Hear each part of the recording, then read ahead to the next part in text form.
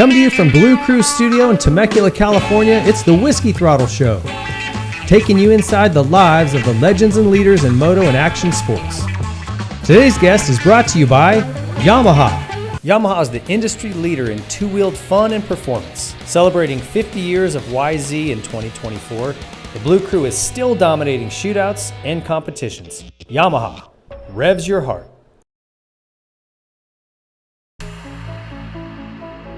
SKDA is the leader in motorcycle graphics. Driven by a combined passion for art and motorcycles, SKDA has become a global leader in the off-road motorcycle space.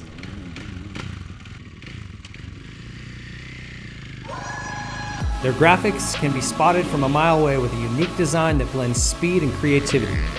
SKDA, search and supply of true art within moto. Troy Lee Designs, where speed and style collide. TLD blends elite level safety with the style and swagger that only Troy Lee can deliver.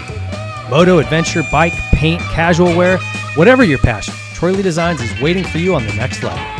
And by Nihilo Concepts, enhance your riding experience with superior products like the start-stop conversion kit, secondary on-switch, billet components, titanium foot pegs, and more, including the new Map Tuner Nano. You can read and clear codes, monitor sensors, log data, and flash and tune ECU from any Austrian bike. Nihilo Concepts makes exceptional products, all of which are made right here in the USA. Hey guys, thank you for clicking on the Whiskey Throttle Show and checking us out. I wanted to make a quick disclaimer on this show.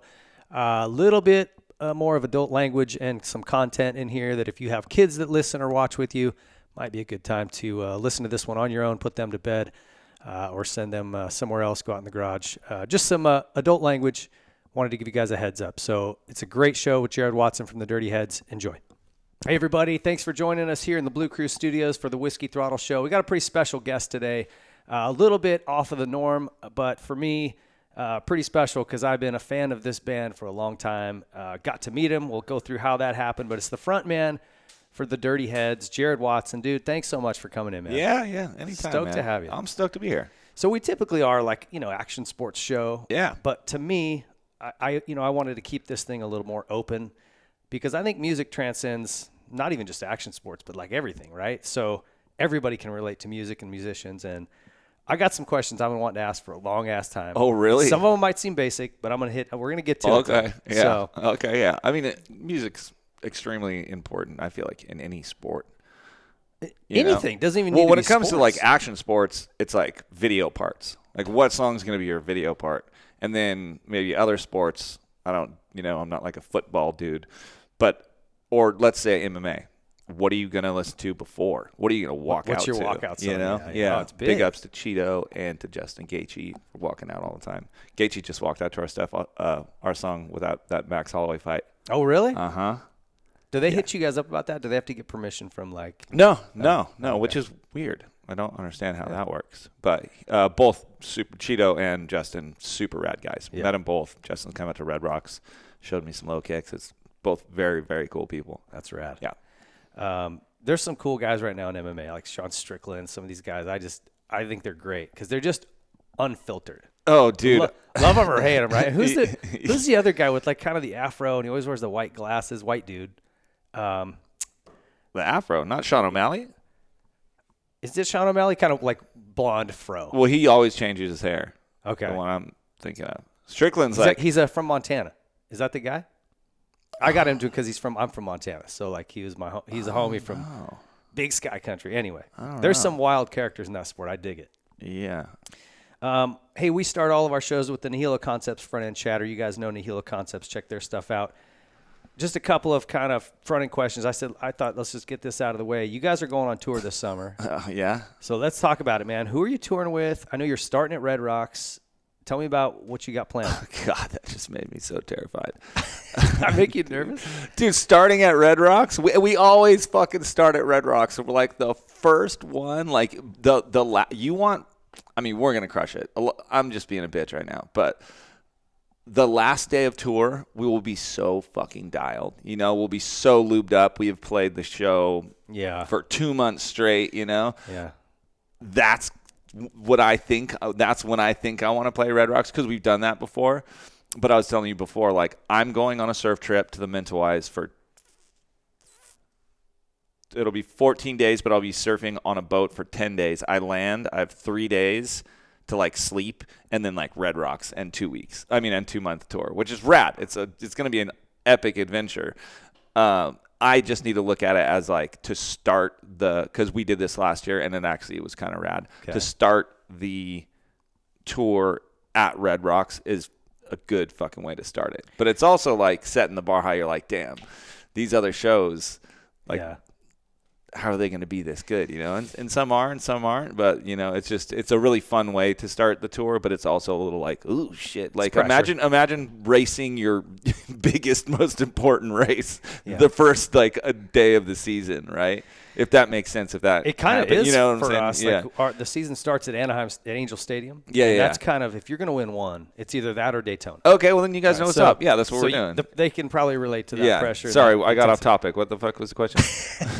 Who are you guys touring with? Just tell me about the tour. Yeah. And where would you, if Red Rocks is the pinnacle for you guys as far as a venue, where would you want that in a perfect world? Like halfway through the tour, maybe 3/4 of the way to the end?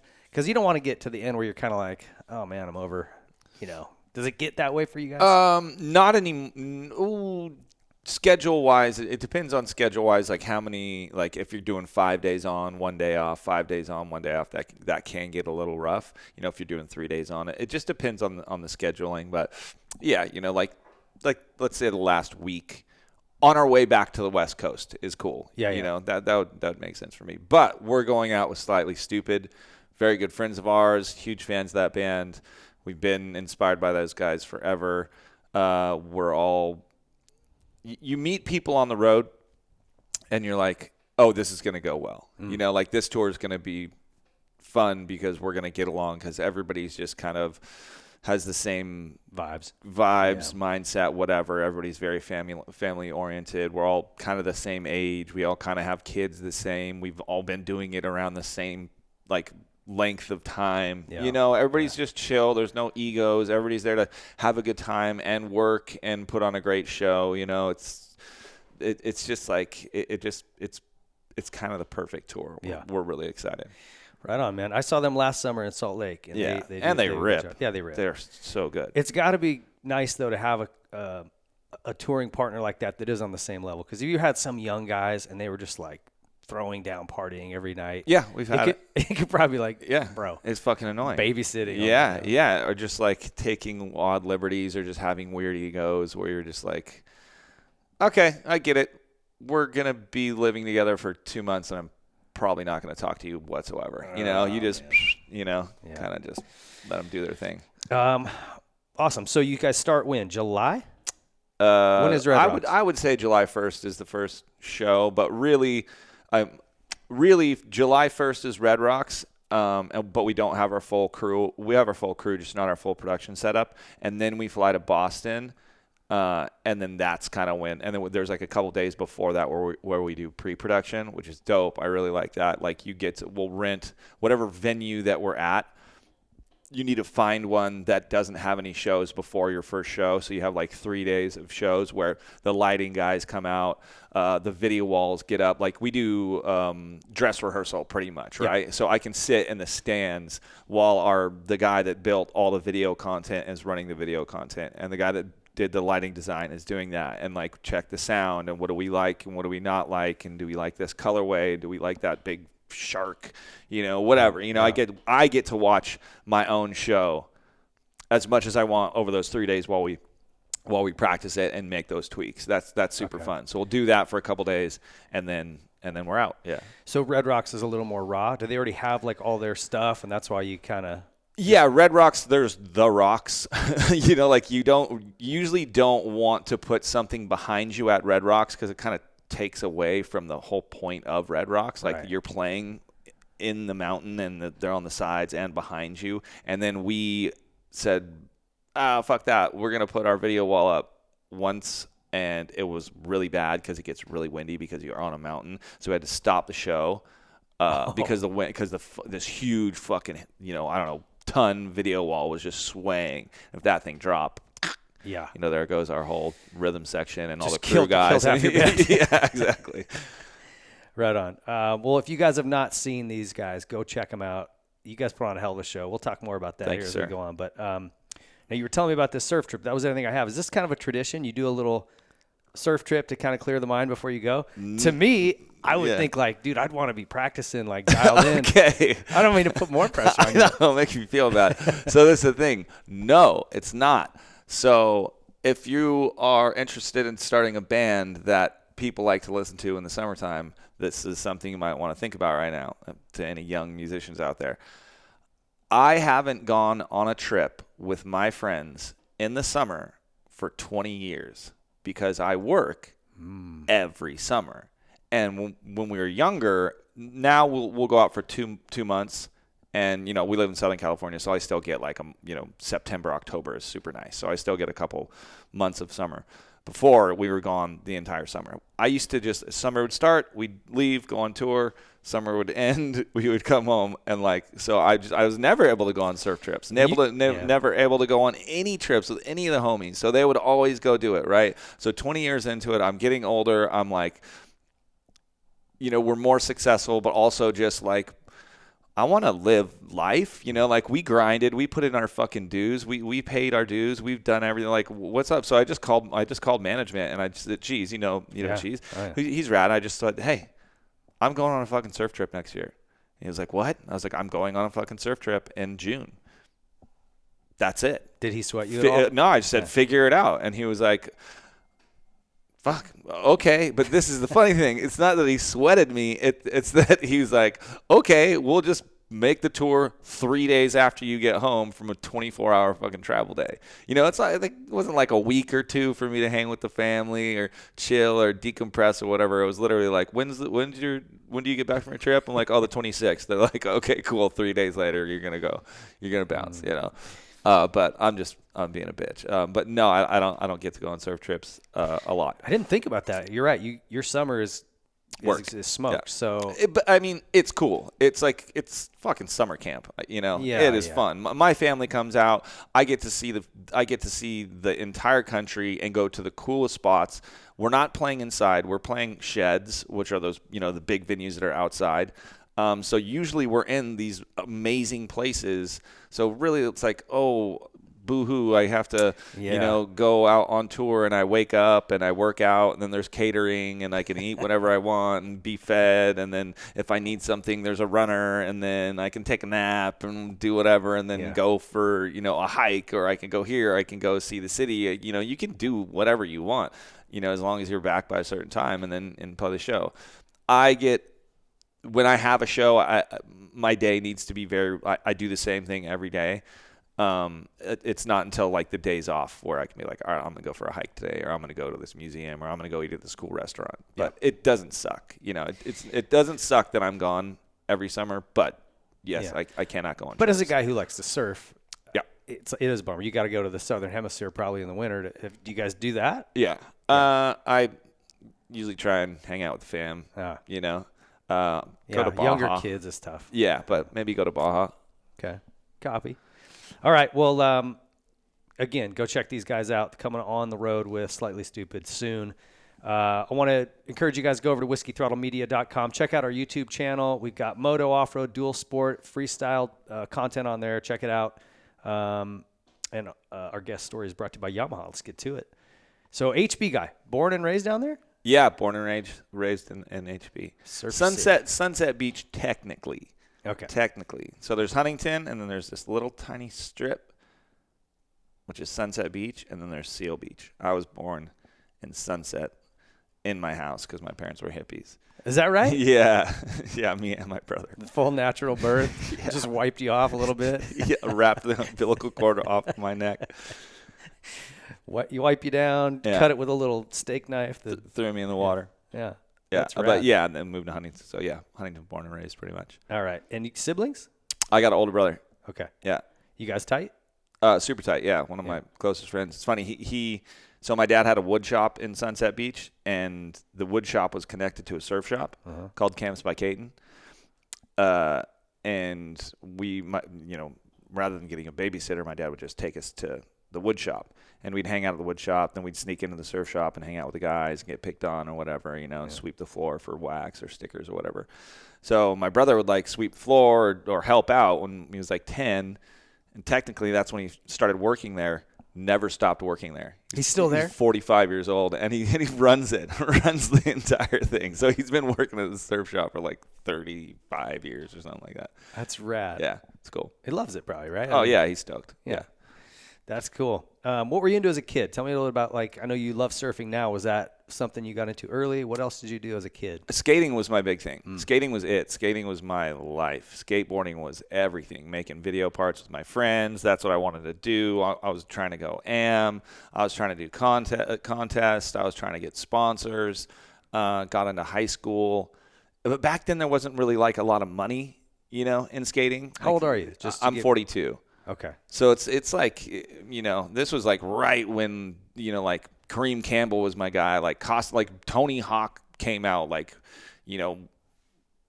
when I was older, like there wasn't like these superstars. You weren't like crushing. So I got into high school. I was like, fuck, am I going to make, I'm not even am right now. Am I going to make any money off of skating? What the fuck am I going to do? Like, I'm just making video parts with my friends. Like, I don't really see this going anywhere. I was pretty good at art, so I was doing art class and like honors art. High school was a fucking joke for me. It was pointless. And then I met Duddy, and I was like, what's up? What's up with you? And he's like, yeah, I play music. I was like, oh, you're cool. I got a soundproof garage. Come check it out. And I was like, what? Started playing music with him. Was like, oh, this is cool. So you didn't have any musical background prior to that? No, zero. Okay. His family is the complete opposite. Like his mom's a great singer. His dad was like in plays. His brother is a great singer, plays guitar, drums. Like the whole family is musical, That's why I went over to this house and was just like, what is this? This is amazing, This is cool. We just started fucking around in the garage when we were like 15 or 16. And then and art was cool, but it always felt like work. And like I had a scholarship to an art school, and it just like to go do, like, it's weird that it's still creative and you would think it would be fun, but it wasn't. It wasn't for me.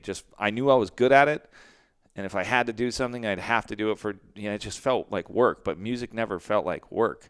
So that's kind of when I fell in love with it.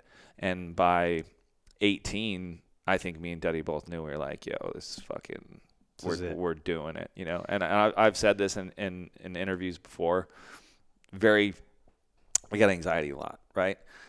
Super worry wart, can overthink fucking everything, anything, right? What do we buy at the grocery store? I could fucking overthink anything you give me. But when we started writing our first songs, like there was something in me, in my gut, like in my soul, that was like, yo, this is it. Like this is gonna fucking work. And I never felt that way about it. Like skating, oh, isn't this gonna work? I'm not gonna make enough money. Art, oh, I'm gonna have to go to art school, go this, blah, blah, blah, all this shit. Like music was just like, oh, this is gonna work. There's a sense of confidence or certainty. Oh, dude, just big dick confidence, where I was like, this is gonna work. I told my parents, I was like, hey, we're gonna be in a band. This is it. Me and Duddy are starting a band, and this is it. And my dad was like, this is hard. I was like, no, this is gonna work, because I'd never heard anything like what we were doing, you know? I hadn't, I was just like, oh, this is going to work. There was just something that told me that, like, that's the path. So your guys' first stuff, if I've just read and watched some things, was kind of like more rap. You guys loved Beastie Boys and Sublime, right? That was kind of your big influences early. Yeah. And there was a tape you guys made. A couple. I would love to hear some of these.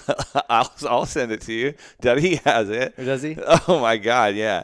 So we didn't know, we weren't taking it serious at first, because we're white kids from Huntington, right? So we're like, but we loved like Wu-Tang Clan and Pharcyde and like Boot Camp Click and all this underground hip hop, and there was always these like big groups of guys, right? Like when Wu-Tang came, there was like 9 of them. So we, really before Dirty Head started at first, we had like 12 of our friends come over. Like my brother, because my brother and Duddy's older brother were friends in high school also.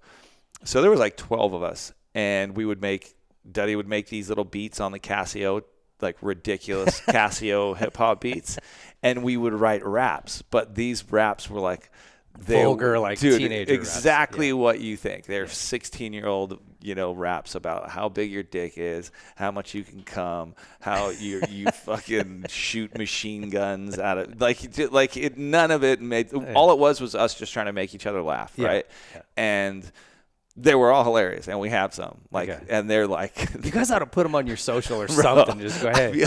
I don't know. They're so special to us. Okay. And they're fucking cringy. I'm like, oh, my God, listen to myself. Because we're still trying to be cool. Yeah. We're still trying a little bit. But when that, kind of wore off, it was funny because, there was 12 guys. Then, 2 weeks later, there was 8 guys.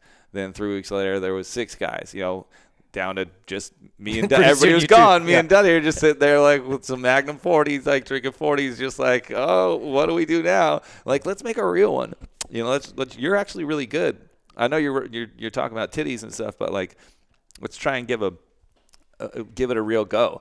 And then we did, and then we're like, well, we're not going to be rappers, we're not going to just be full this hip hop thing. And he also played guitar, so we were listening to a lot of reggae at the time and Sublime, so we started to kind of incorporating, and there was bands like you're saying, other groups like Beastie Boys, where they would take different things, and we were just kind of it naturally just came that we would start adding a little bit of reggae. You know what I'm saying?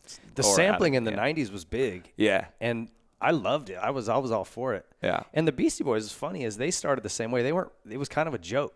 Yeah, right? They were a hardcore band. Yeah. It was 100% a joke. And they got hated for a long time. And they were even their first album, which is an absolute classic, people hated it for so long. But I mean, those guys, and then they grew into just the raddest players writing the coolest songs, doing shit that nobody has ever done, and they just constantly would do shit that you couldn't ever pick what they're or figure out what they're going to do. They're brilliant, Yeah. And they just didn't give a fuck, and they had a good time, and it was funny. So it's who cares? Yeah. Well, and even you watch some bands, and I would say Beastie Boys too, to this extent. When they started, it was funny, and you could just tell it was, dude, we kind of care, but not really. Yeah. We're just doing what we want to do. But as it got further down the road, it became more serious, and they still made good stuff, but the vibe changed. Eminem was the same way. His early stuff was hilarious to listen to, and then he just got angry, and it was always just about him being mad at stuff. Do you know what I'm saying? It's a good point, man. For you guys, I don't feel like I've seen that. You definitely have. Each album kind of has a different sound, and sometimes the first time I listened through, I'm like, man, I don't know. They went away from what they were doing, and I liked that. But then I listened to it, I'm like, okay, actually, no, I dig this. Yeah. But Supermoon has that country vibe. Yeah. Not country, but no, for sure. We went out and recorded with Dave Cobb in Studio One in Nashville, where Johnny Cash. We were inspired by where we were. So it was intentional. And Oh yeah. I mean, one, we're gonna get bored and not want to do it. Yeah. Right. Two, I think a lot of bands, when you pander, it gets boring, and I've seen it. It's not necessarily your job to pander. And I think there might be people out there that don't agree with me and they're angry, right? It's our fucking job. It's my job to write some cool shit that you don't know is cool yet until you give it a listen and be like, oh, fuck, that's rad. And you think that you want me to write the same song that I wrote last album. I get that. It's the same thing if I went to a fucking restaurant and was like, wait, you got rid of the fucking chicken that I liked? I'd be like, yeah, but wait, try this. Yeah, right. You know what I'm saying? Right, it's that's the chef's job. Yeah. So it's and sometimes the chef's going to nail it, and then sometimes the chef's going to not. We're human beings, right? But one, we have to write music for ourselves so we don't get bored and get fried. And two, I just don't think it's smart. I know everybody wants the same album over and over and over, but then you would get bored and you'd be like, and then you just go away. Especially this genre too, right? And there are some bands where it's the same. I'll put Jack Johnson on, and my wife rolls her eyes. She's like, every song sounds the same. Mm-hmm. And I love Jack Johnson. I do too. Don't get me wrong. I do too. I guess, I mean, but you know what I'm saying? That kind of it's a great argument for mine, because I don't want Jack Johnson to come out with a fucking punk album. I'm like, just do the same shit. Just stay in your lane, bro. But we've never been that. Yeah. We've never been that. And I do feel like there is a common thread in all our music where you can kind of, be like, okay, this is the dirtiest. And honestly, I think the last album is the first album where I've finally been like, I've done it long enough. I've built my team long, I know what producer, I know what mixer, I know who I need. I know how to get the sound that I want finally now. That's how I feel. So I'm excited for this next album. That takes some time, huh? It took, yeah. I don't know if it's like that for everybody, but it did for me, yeah. Well, you guys have a certain vibe and sound you're looking for, and you may work with writers or producers who they see it a little differently. They don't have that same, I don't know, they don't hear it the same, right? Yeah. You gotta find. I don't think people realize how important a producer and a mixer is. So when you find, like, say I found Duddy, right, and we're kind of like the yin and yang to each other when we write our music. You sometimes, like, you got to find that guy also as a producer and a mixer. You know, say Rick Rubin with the Beastie Boys, or like even something as silly as like Timberland and Justin Timberlake. Like, you know, there's just always those duos where you're like, oh my God, those 3 albums were so good because they just locked in, right? You know, and our producer right now, Ryan OG, we did the last album with him. He also did Oxygen and Visions. We get it right now, and we're vibing, and we're getting lightning in a bottle, and we're gonna stick with that for a little bit, and then probably, you know, we'll see what's up. Yeah. Well, it's rad. I say all that to say you guys have figured out a way to, like, reinvent yourself, but still take people with you. I don't think you're flaking people off by making those little changes. And we know like that's a risk, and that you're taking chances, and we know you're not, you know, sometimes it might not work. Yeah. You know, it might not work, but yeah, well, it's art.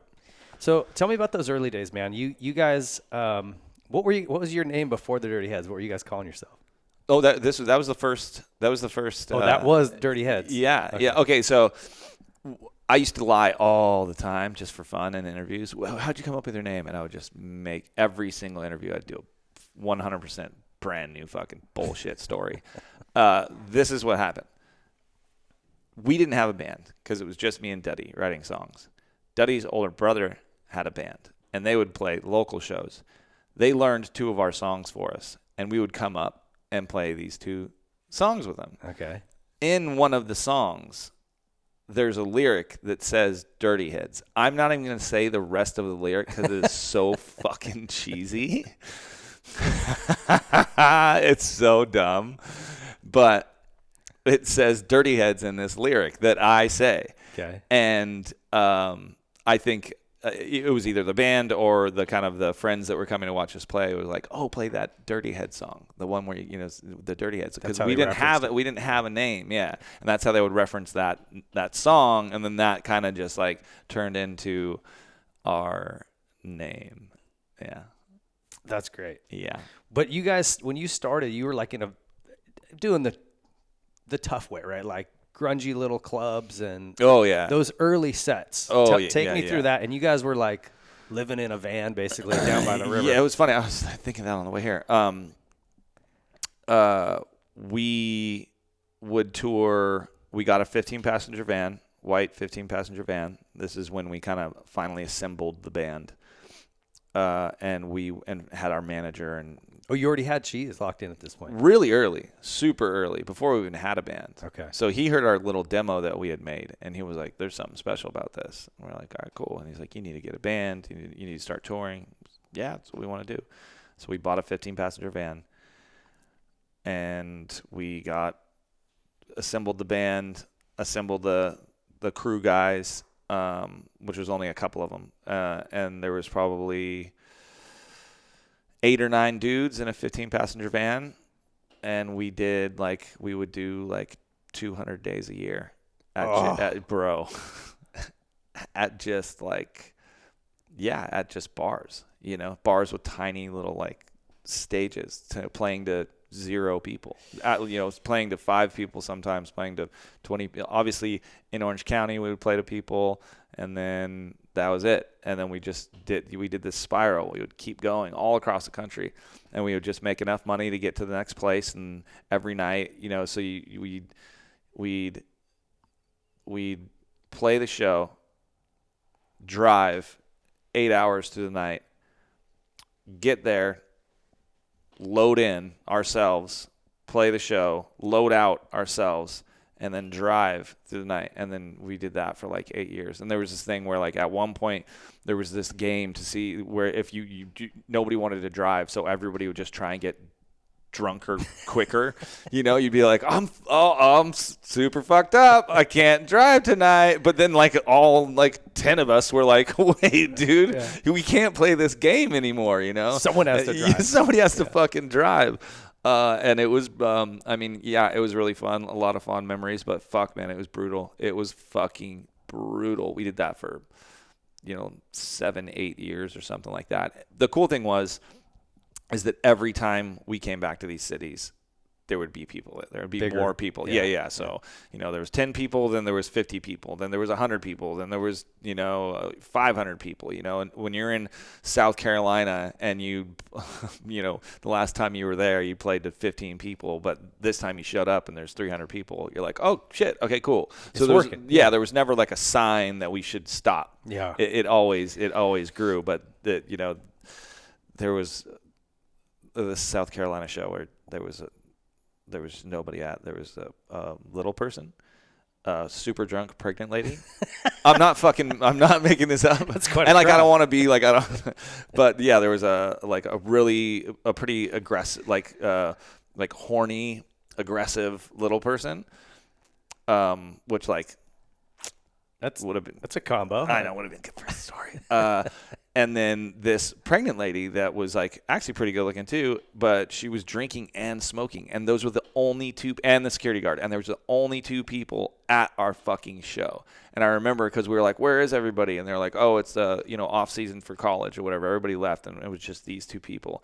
And like there is a video or live stream of that because it was live, streamed. But we remember like, "Hey, this is being filmed," and we're like, "Fucking great." And then the please don't pan to and the then crowd. the little chick got drunk and fell off her stool, and the security guard had to carry her out. just palmed her with one No, hand. like a fucking baby. And I'm not trying to be fucking rude, It's just what happened. Yes, it's just like, look, Carrie. God, the drunk, smoking, pregnant lady. That's Yeah, she was a G, man. She did not give a fuck. And there was like lots of those, right? Like, there's probably 100 I don't remember, but. Well, that's when I was like, we paid our dues. Like, yeah, we paid our dues. We definitely paid our dues. I think there's something to be said, and correct me if I'm wrong, but your trajectory with the Dirty Heads, it's just been this real gradual climb. Yeah. And when you have, I think that's built a lot of character in all you guys. Yeah, I love all that. of you are down to earth, super cool. Like, yeah, just thanks, man. And if you have a guy like, my only examples I can think of was like a Justin Bieber or Usher. Yeah. I know not your genre, but like where it's just immediately famous thrust upon him. Sure. Millions of dollars. I think that makes it hard to develop as a human being. You don't appreciate it. I don't think I would have done well. I don't think I would have done well at all.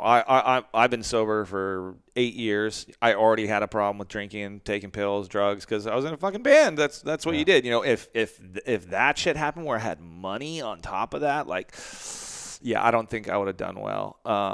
I think the way we grew up, the people we grew up around, the type of friends we had, whether it was our older brothers and like, the older guys that we looked up to in that skate culture, in that surf culture of being humble and getting fucking slapped if you weren't being humble, we kind of all brought that into the band where we were like, this is not how we're going to do it. And everybody is just, they're all good human beings. They're good fathers. They're good husbands. Like, everybody's just is cool. And I like what I've seen is like, I've said it a million times. I want to be the biggest we've been when I'm like, all right, I'm done.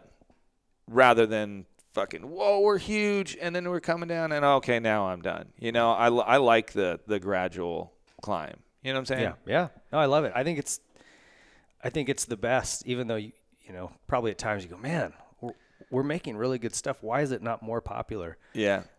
And like, to me, I love this genre, and I don't even know what the hell you call it, because people ask me, well, what kind of music is that? And I'm like, well, I don't know. I agree. What do you call it? I just say alternative, but it's like you can't really explain it because and that's another thing I'm really proud of.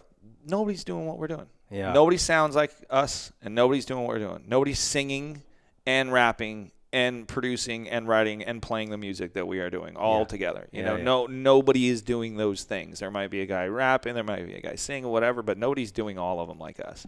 There's no other fucking band that sounds anything like us, and that's fucking dope. That's super rad and difficult.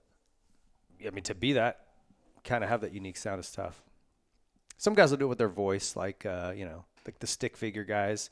He has a sound, right? Yeah. Scott's great. Yeah. Actually, we're going to see this show in San Diego. Dope. The Clamshell. You ever been down there? You ever played there? No, I don't think so. Brady's Clamshell, it's called. It's out on this peninsula. You're like overlooking the water. Oh, that's cool. That'll be great. But yeah, Scott's a good dude. The band's great.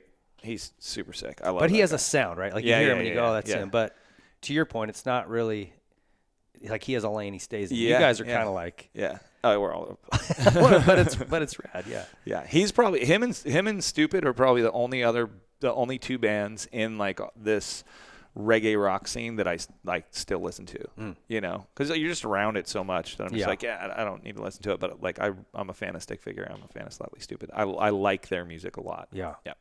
Do you have a pretty broad musical palette in general? Like, fuck yeah. I think I heard you say on that on a podcast you did with Burnt or Toast or Tune on Toast or something, whatever it is.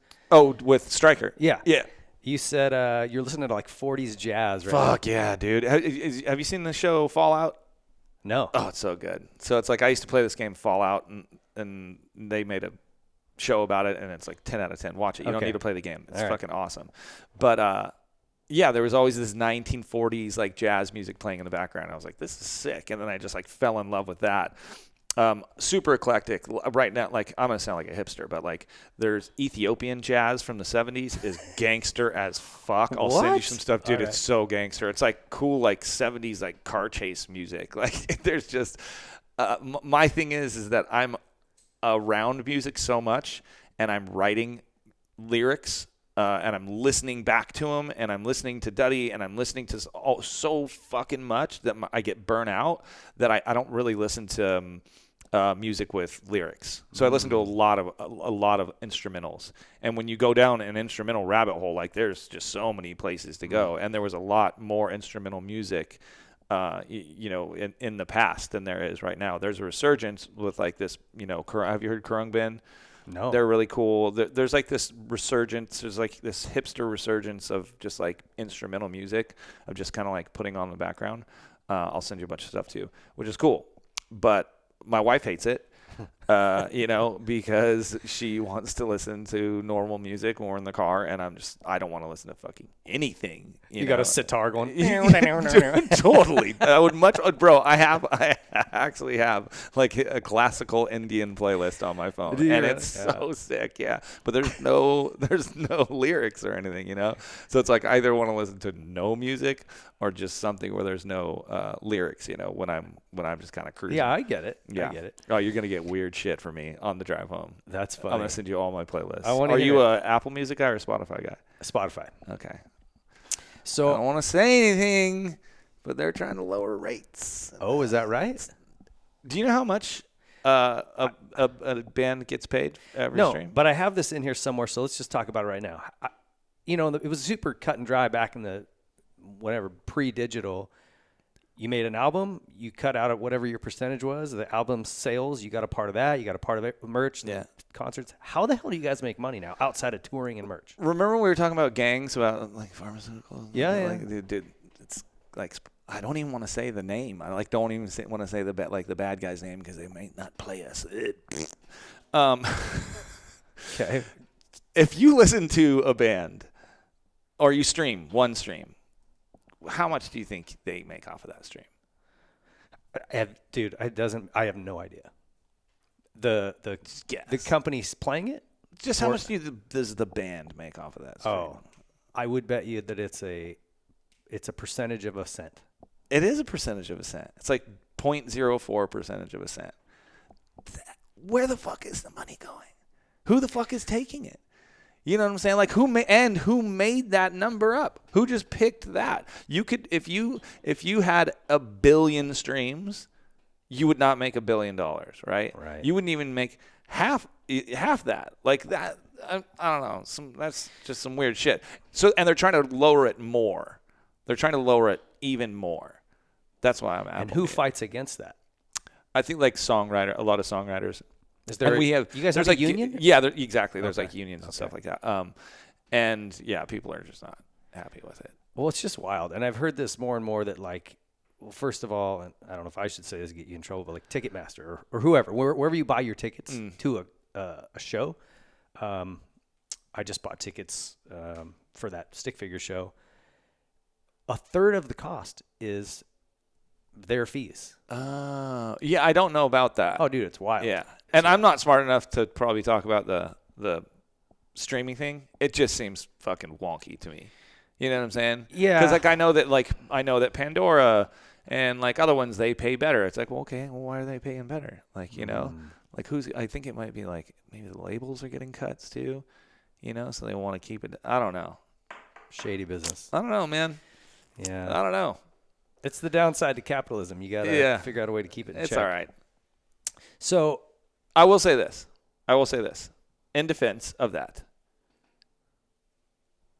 there is a much bigger chance for you, and say you want to do it independently, right? You're a new band and you want to go out independently.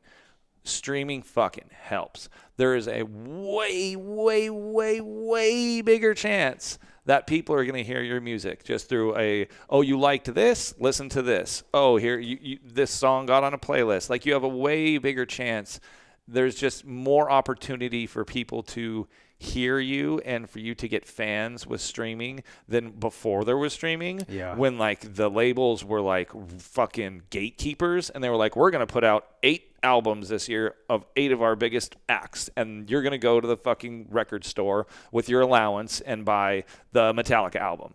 You couldn't just become a band. With streaming, you can fucking blow up. You can become a band on your own without no label and do it on your fucking own. So that's like, okay, fuck.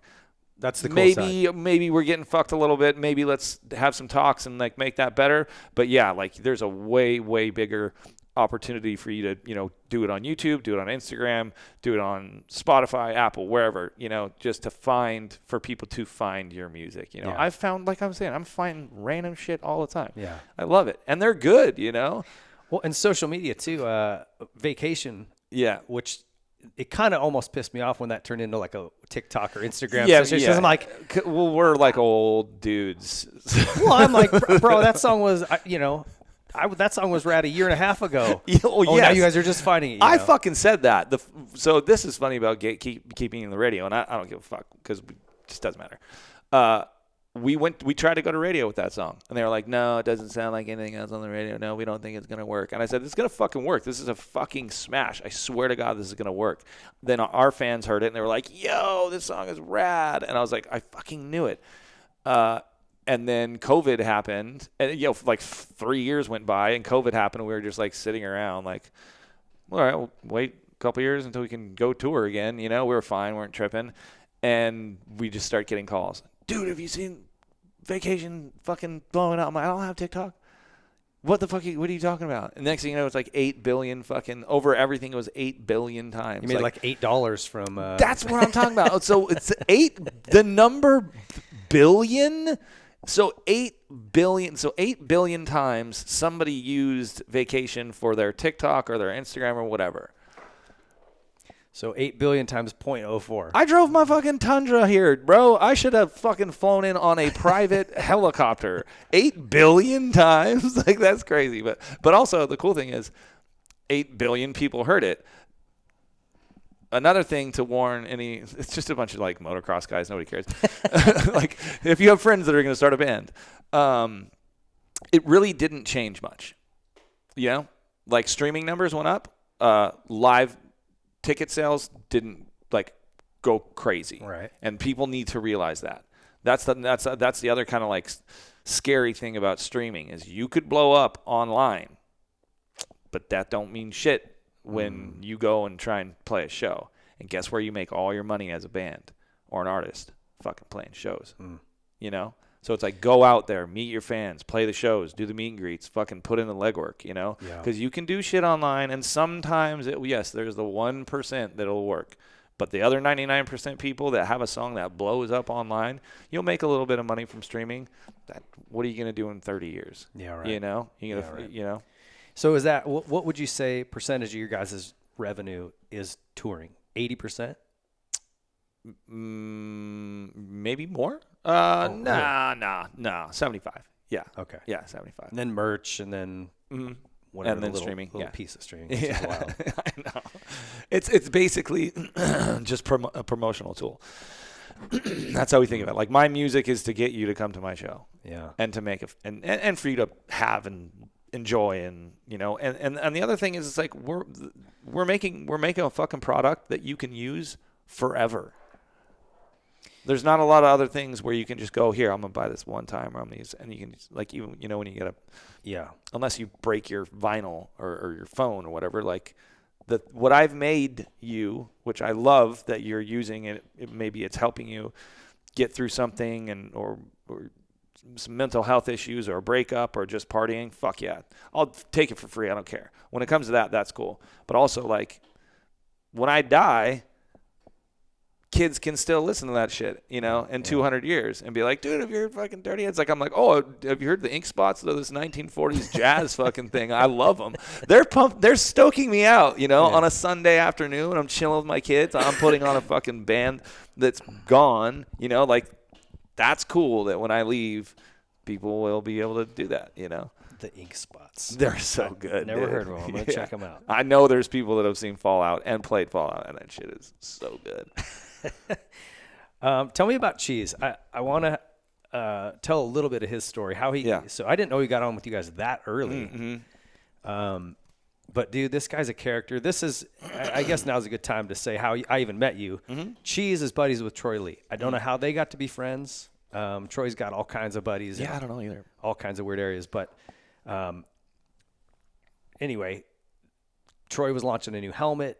He said to me, I was managing his race team at the time, and he goes, hey, I got a buddy who's a manager, and he manages like Rage Against the Machine and this and Dirty Heads and Sublime, and I think I'm going to see if I can get Rage to come in and play for the helmet launch. And I'm like, I mean, I like Rage Against the Machine, but that's not the vibe we're looking for here. I said, can you get the Dirty Heads or Sublime? Like, and he goes, no, I don't think he'd even heard of the Dirty Heads at the time. And I said, dude, get the Dirty Heads. If he can get somebody to come in, get them. And so you guys came and played that little acoustic set at the TLD. Yeah. So that's how, you know, I even got connected to you. And then Al Van Noy with Adidas. Rest in peace. I don't know if you know Al. He passed, but I know he was dialing in with some shoes for a while there. Yes, he's a legend. Yeah. And Troy's a legend. Troy's the nicest guy I've ever met. I'm like, dude, yeah. how are you so successful and so nice? Yeah. After that, I started going to breakfast with Cheese and Troy just to like listen, you know, just to like learn. So my manager. He's got a story, dude. Like, I know. I don't know if I'm going to do it justice. You need to have him on the podcast. I listened to one. Maybe it was Duddy's, because Duddy was doing a podcast for a little while. And Cheese was on there, and the stories he was telling about his whole thing with Larry Flint, and I mean, he's got like a wild story. And how he got to like, I don't even know how we met him, but like, yeah, what he was doing before he started managing bands was nuts. Yeah. That dude has crazy stories that I'm not even going to get into. Right. But we had a demo, and we sent it to our friend James, who said he knew some guys in the music industry, and it just sat around. And then Duddy's brother's band was also trying to like kind of get signed and stuff. Cheese knew this guy James, and he went to listen to Duddy's brother's band's demo, and he was like, "No, I'm not into it. Do you have anything else?" And he's like, "Well, I have this weird duo of like these two kids, you know." And he played it, and she was like, "Get these fucking kids in the room." We sat down with Cheese at a little breakfast spot, and he said, "You know, I've helped out Kid Rock, I've helped out Guns N' Roses, I've helped out this person, Tiffany, this person, blah blah blah." And we're like, this fuck, you know, you think it's like cliche. I'm like, this fucking he's full of crap. He's full of shit. Like, this is some weird industry stuff. And we started kind of hanging out with him more and talking to him more. And I'm going to get you in some producers. And then he did get us in with some producers. I'm like, oh, that's weird. and then I talked to the producers, and they're like, no, he's legit, blah, blah, blah. And so we said, all right, I don't actually think we ever signed anything. He said, I'm going to start managing you. And within 12 months, we were signed to Warner Brothers. I was like, I'm buying a fucking gold Lamborghini. Like, I thought, I didn't know how it worked at the time. I was just like, we made it. We fucking made it, So he was the real deal. And we've been with him for 20 years. He didn't take commissions for the first 7 years because we weren't making any money. Wow. He was just he has always had our back, and he's just always showed us that he's just fucking in it. Wow. Show me an agent in anything that won't take a commission for 7 years. He's like family. He's like a fucking second dad to me now. He's been a mentor. He's been, he gives a fuck about everybody in the band. He's so rad. Like, we've had our ups, we've had our downs, but he's never faltered in like, I am doing this for the right reason, and I am doing this for the band, and I'm going to do whatever the fuck that we need to do to like just become successful and get you guys out there playing music. And it worked out. It was like we got lucky, like I was saying, with producers, with my partner. You got to find the right people, and that's also very hard to find a manager that you can trust. And he plays too, right? I went to during COVID, it was a concert in the car thing that Sublime played in Del Mar. Yeah, plays guitar. He went up and played a couple songs with him. I was living his glory days, Yeah. He rips a guitar. Yeah. He played before. But we had some wild times at the beginning that I'm not going to speak about. And then his wild times before that, I really think you should get him on this podcast because there's some it's like Big Fish where you're just like, this is not. Yeah. Okay, so over the last 20 years, I'm like, dude, every time I think you're fucking lying, something happens, or like I meet the two-headed person that you said that you had a threesome with, and they show up, and I'm like, there's the two-headed person that you said had a threesome with. And they're like, hey, cheese. You're like, what the fuck is going on? Every time I'm like, this is bullshit. There's no fucking way that this is real. It ends up being real. But I love that guy, and it's very cool to have a manager that looks out for you. Yeah, that's rad. I mean, like I said, no agents don't take money. You know what I mean? Yeah, for him to stick around that long until you guys made it, that's pretty rad. Yeah, and it was cool, like that it showed that like, hey, I am successful. I've been successful enough to where I don't need your money. That was like a good sign. Like if your manager's broke, that's a problem. You might be like, well, who are you managing? Like, why don't you have any money? It's kind of one of those things where we're like, oh, okay, well, this guy's already been successful in these other ventures, and now he's in the music, so maybe we should listen to him. Yeah, he's kind of living my dream life. I mean, he got a Porsche collection of 25 of them or something. Bro, his car collection is fucking bonkers. He just built a barn dominium in Nashville, and half of it is his garage. And that was another thing I thought he was lying about, He's like, I got fucking $10 million worth of cars. I was like, yeah, you're right. You have cool, 6 cool Porsches. And then I walked in and it was just like, holy fucking shit. It was just 20 crazy cars, not only Porsches, but from hot rods to just fucking race cars to it was nuts. He's a car guy. Yeah. So you guys could talk about that because he's got some cool shit. That's rad. Tell me about the first song that really got traction for you guys. Is it Lay Me Down? Yeah, for sure. Kind of the first, for sure, commercial bump. Yeah, right? That's when like I was saying, when we were touring, say we came back and there was 100 people, we came back and there was 200 people, we came back and there was 300 people. Lay Me Down hit, and it was from California to Florida, from West Coast to East Coast. It was we were doing 500 people a night. And that was our first goal. I remember talking about that. That was my first goal. I was like, oh, dude, I just want to do 500 people a night. If we could just do 500 people a night, that would be sick. And K-Rock started playing Lay Me Down. And within, within that year, we were doing 500 people a night. So how did you connect with Rome for that, by the way? Rome was living in a van outside of our studio. Okay. Yeah. The kid's so gangster. It's great. He was living in this big blue van outside the studio, just trying to get free studio time at the studio that we were working at, right? And we were, we were not super successful, but in the Southern California area, we were, and maybe Arizona, like we were doing all right. So Rome knew who we were, and he was just this kid that was come in, and we became super good friends because he's a good guy, and his voice was just nuts. We're like, dude, this kid's voice is fucking insane. He played good guitar, and we're like, yeah, this is cool. You're going to start your own thing. He's like, yeah, I'm just trying to do whatever. So it was just like a year or whatever of just us being friends and being in the studio and just cruising and hanging out and drinking beers and smoking weed and just doing whatever, right? And the studio that we were in had ties to the Sublime guys, Bud and Eric. So they would come in every once in a while, and somehow they got connected, and Rome would start playing at like house parties at Eric's house or something like that. And right around during that time, Rome came over to Duddy's house to just drink beer on a Sunday because we were just hanging out. And we just started dicking around, wrote Lay Me Down, didn't think anything of it. Just like super quick, huh? I think I've heard that. Like 30 minutes. Yeah. If that, maybe. And that happens a lot with songs. It's nuts. Not all the time, though. It can be very fucking annoying when that doesn't happen. And so we kind of had that. And then, Cheese had noticed that Eric and Rome and Bud were all clicking, and like that Rome kind of sounded like Bradley and just had this fucking crazy voice, and they were playing.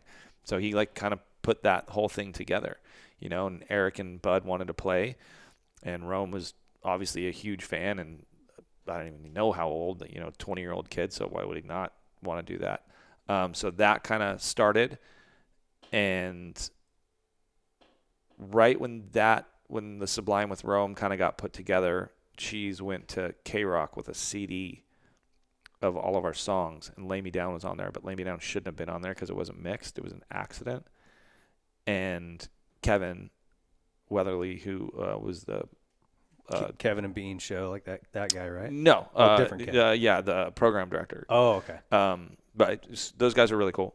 Okay. He had the CD at the time, and listened to like the 3 or 4 songs. It was like Stand Tall and a couple other songs, and didn't hear anything. And then Cheese was like, oh shit, because he thought he got to the last one. He was like, oh, you didn't hear anything? He's like, no. And he hit it. He's like, oh, well, listen to this last one. And she's like, last one? And it was like, boom, Lay Me Down, unmixed. He's like, this is it. I'm playing this today. I'm playing this right now. And she was like, fuck, it's not mixed, it's not mastered. Okay. And he played it, and then immediately went number 1, like super, super quick. So you never know.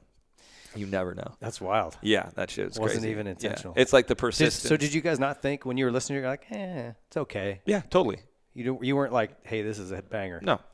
We were like, it's all right. Maybe we'll put it out. Maybe we won't. We didn't know what we weren't going to do anything with it. It's just chilling at the time. It was all right.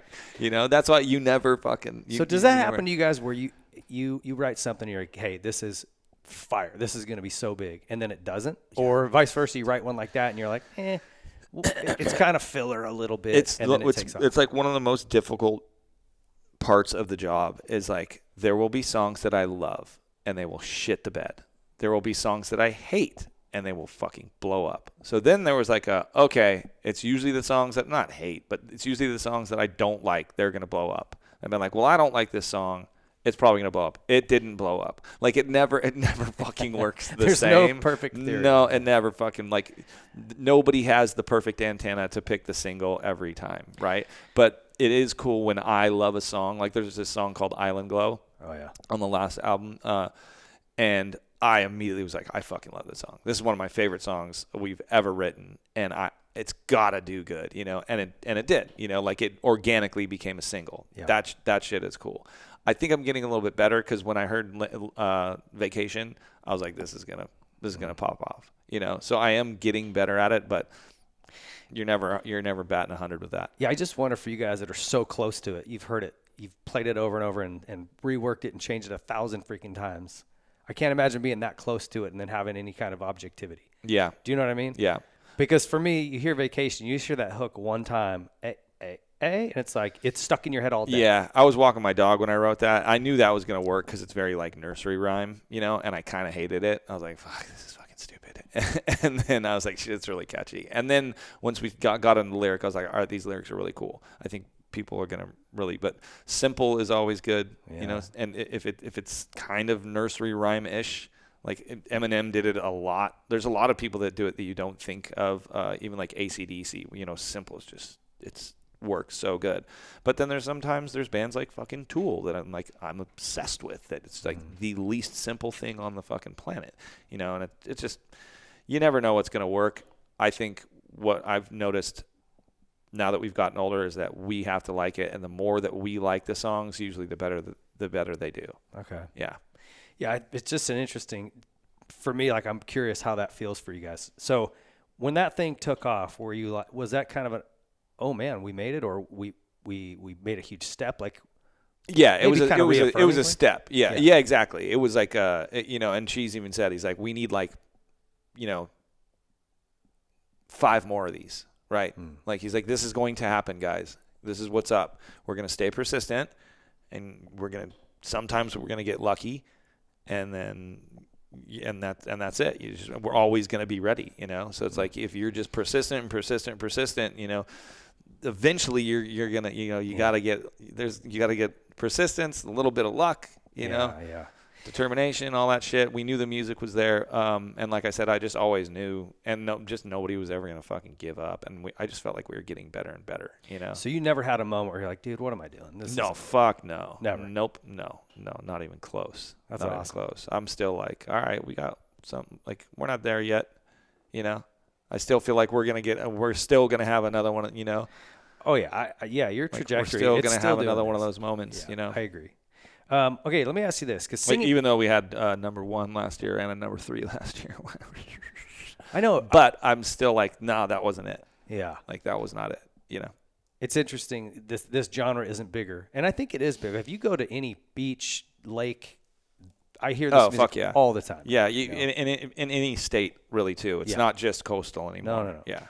Yeah. Okay, singing is one thing, and I actually did want to ask kind of how you. Did you have a good voice right away, or was this something you've had to kind of work on and really?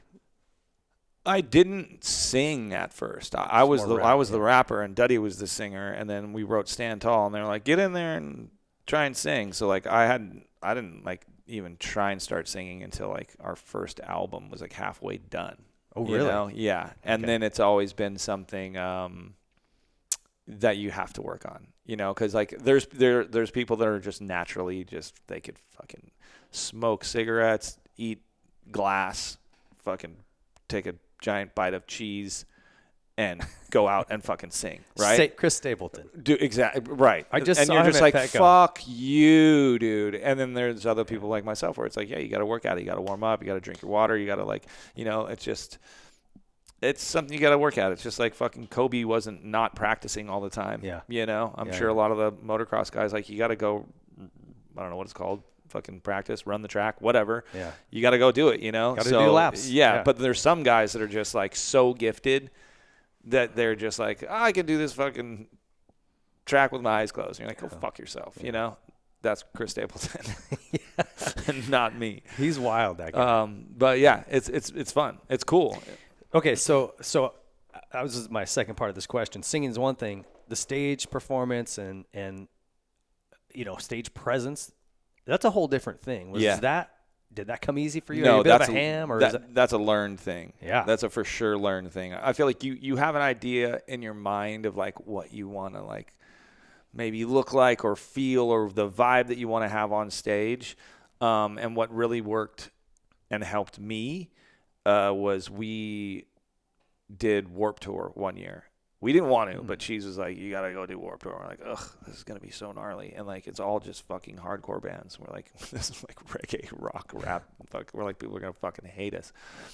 And some people did.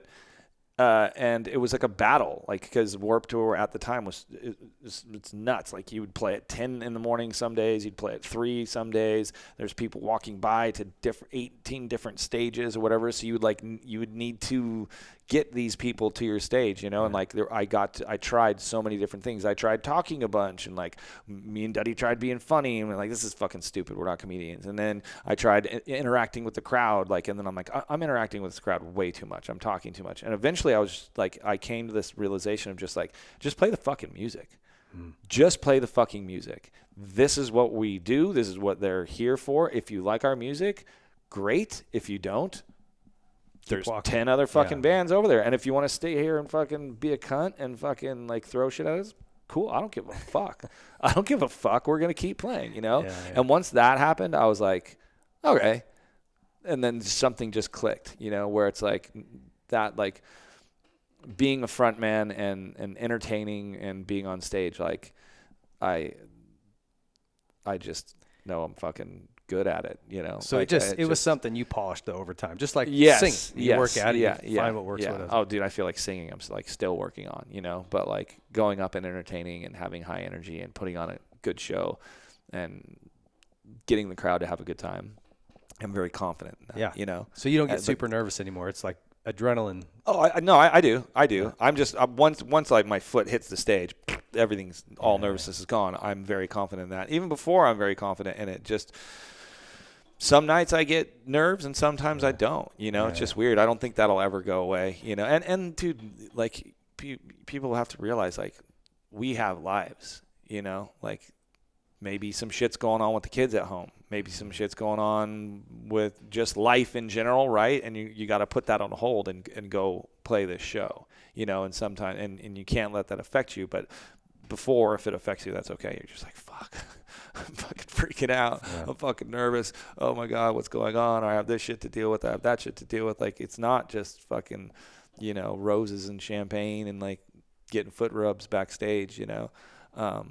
There's life, and life fucking sucks sometimes, and it's messy and it's hard, and sometimes, you know, you gotta let that go and get on stage, or you can get on stage and let it go up there, or just deal with it up there. You know, sometimes it's very therapeutic, but it's not always easy. I think that's probably maybe the hardest thing about the band is like being on all the time. Maybe you fucking you have the shits. That's a bummer.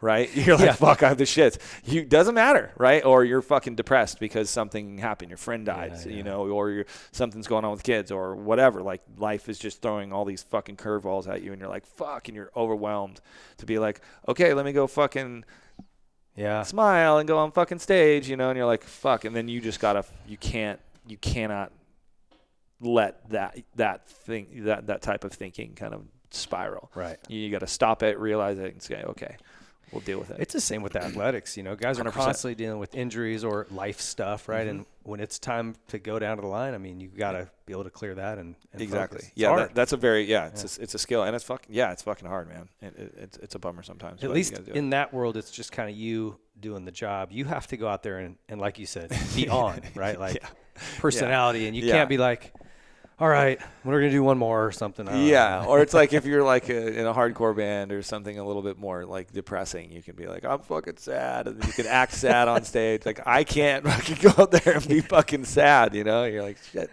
I want them to, you know, but that is my job. And I've chosen that. And I'm helping those people. And you know, the cool thing is I've gotten messages and, you know, people at meet and greets and just like really heavy shit where like I was going to kill myself.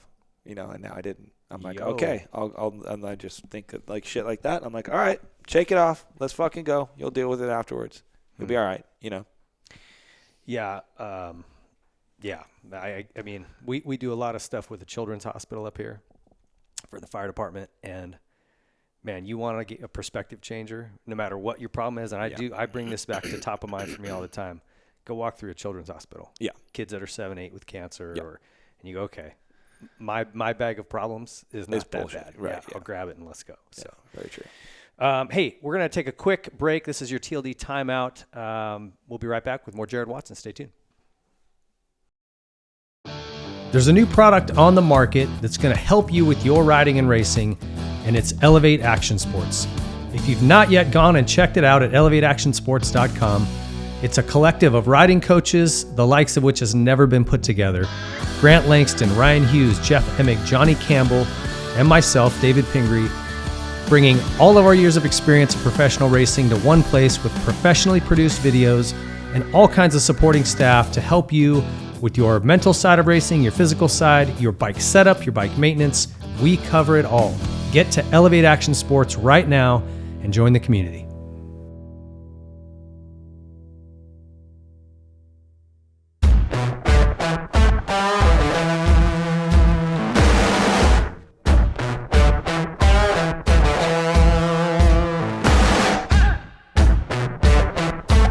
Dunlop. There is a reason every AMA championship in the past decade was won on Dunlop tires.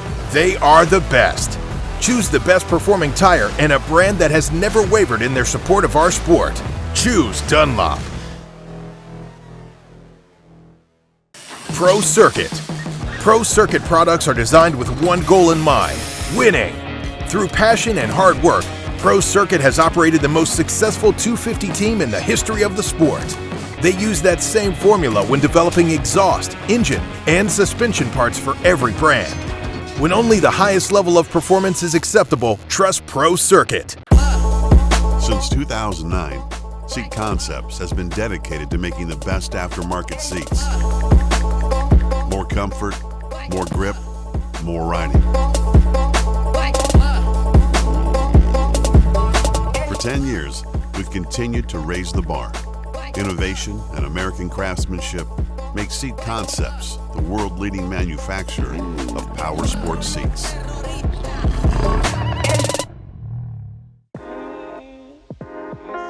Something from nothing. That's what Nihilo Concepts is about. It starts with a spark, an idea, a concept, which leads to a design, and finishes with engineered excellence with the highest quality products created with durability in mind.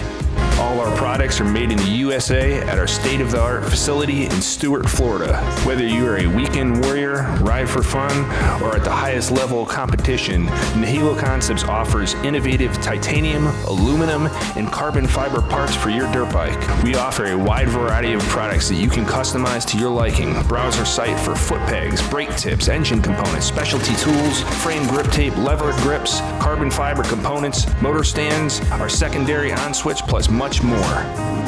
Head to NihiloConcepts.com and see for yourself why factory teams like Red Bull KTM, Rockstar Husqvarna, Troy Lee Designs Gas, Orange Brigade, Club MX, KLM Gas, and some of the fastest riders in the world choose Nihilo Concepts.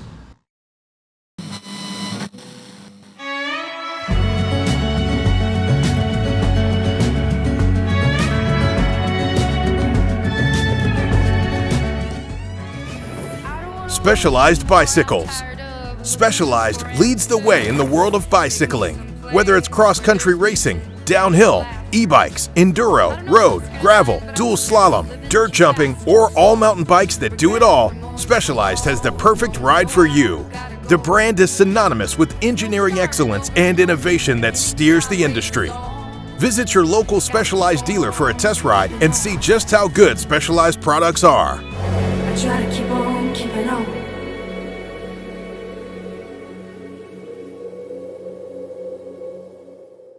With a rich history in motocross, ProX has been dedicated to supplying quality components since 1975. Whether you're rebuilding an engine or just need a new chain, ProX Racing Parts aims to bridge the gap between OE quality and affordability. ProX has over 9,000 part numbers and over 60 different product types that are manufactured by highly reputable or even OEM suppliers and are offered at affordable prices to help keep riders on the bike instead of in the garage. Visit ProX.com to search parts for your bike or check them out at your favorite online or local dealer. A lot of us have been talking about the Stasic generation of riders, and you forget how quickly things can change in a sport that is as young as motocross. That's 6-7 years that these bikes have been around training riders. So we have a Stasic generation out on the racetrack. A lot of those riders surely were raised on Stasics, and the skills they show are next level. All the things that coaches have been teaching riders on larger motorcycles for decades, they're doing it younger than ever, and it's hard to believe the Stasic generation is already here.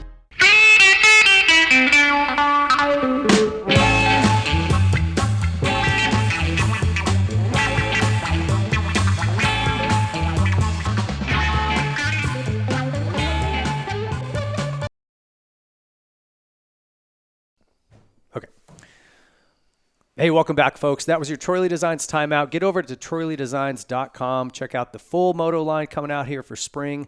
They got the paint department cranking. If you ride mountain bikes, they got all that gear. And the new SE helmet line. Awesome stuff. Safest helmet in the game, as far as I'm concerned. And I've put it to the test a time or two. Trust me. So, Jared, the songwriting process. This is one of those things I told you I really want to find out about, because I don't understand how you guys do it. Okay. I always wondered, there's no way you can write lyrics first right? Like write a song. I mean, how the hell do you know the time to time it out, or do you? Or is that what you do? Yeah, no, you're right. So basically, if what you're talking about is I can write lyrics to the song first. I can write like small little lines, like say it's a quote I heard in a movie or whatever, right? Or say I'm just sitting in my bed about to go to sleep and I have a kind of this cool concept and these cool words that sound good together and these cool melodies. I'll write those down. But it's maybe snippets. 2 seconds, 3 seconds. Yeah. Exactly. It's never like I'm not going to write a whole 3 minute and 30-second song, right? There are guys that kind of like write poetry-esque things where, they can, and then you can take pieces and put them to the song. Okay. I have a lot of bullshit in my phone. Like it's words, it's quotes, it's jokes, it's anything that inspires me that I think might work and that I think might inspire somebody else. It might not have to be that exact thing, right? Like it says no chemicals right here, right? I can be like, oh, no chemicals. That's a cool title. That's actually kind of is a cool title for a song, but you know what I'm saying? I like that. Right. Did we just start a song right now? Yeah, you maybe. Yeah. So I'll write that down. I'll get in the studio, me, Duddy, and say Ryan, because we're writing the album right now.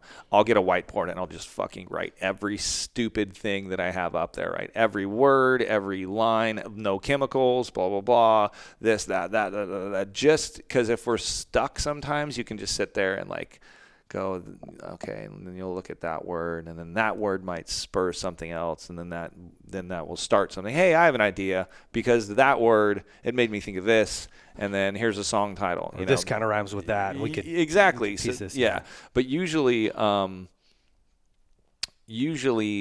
we start with the music first. You know, it could be a guitar lick, it could be a sample, it could be a bass line and drum loop, whatever we have. We'll usually start that. We'll build it out enough to where we're like, okay, this is a vibe. And then that vibe, that is what gets me inspired to like really take the pen and paper. Like usually I like having, it's rare that the lyrics come first. Okay. It's usually the music, and then that will be like, is this are we in a minor chord or are we in a major chord? Is it more sunny? Is it more dark? Is it,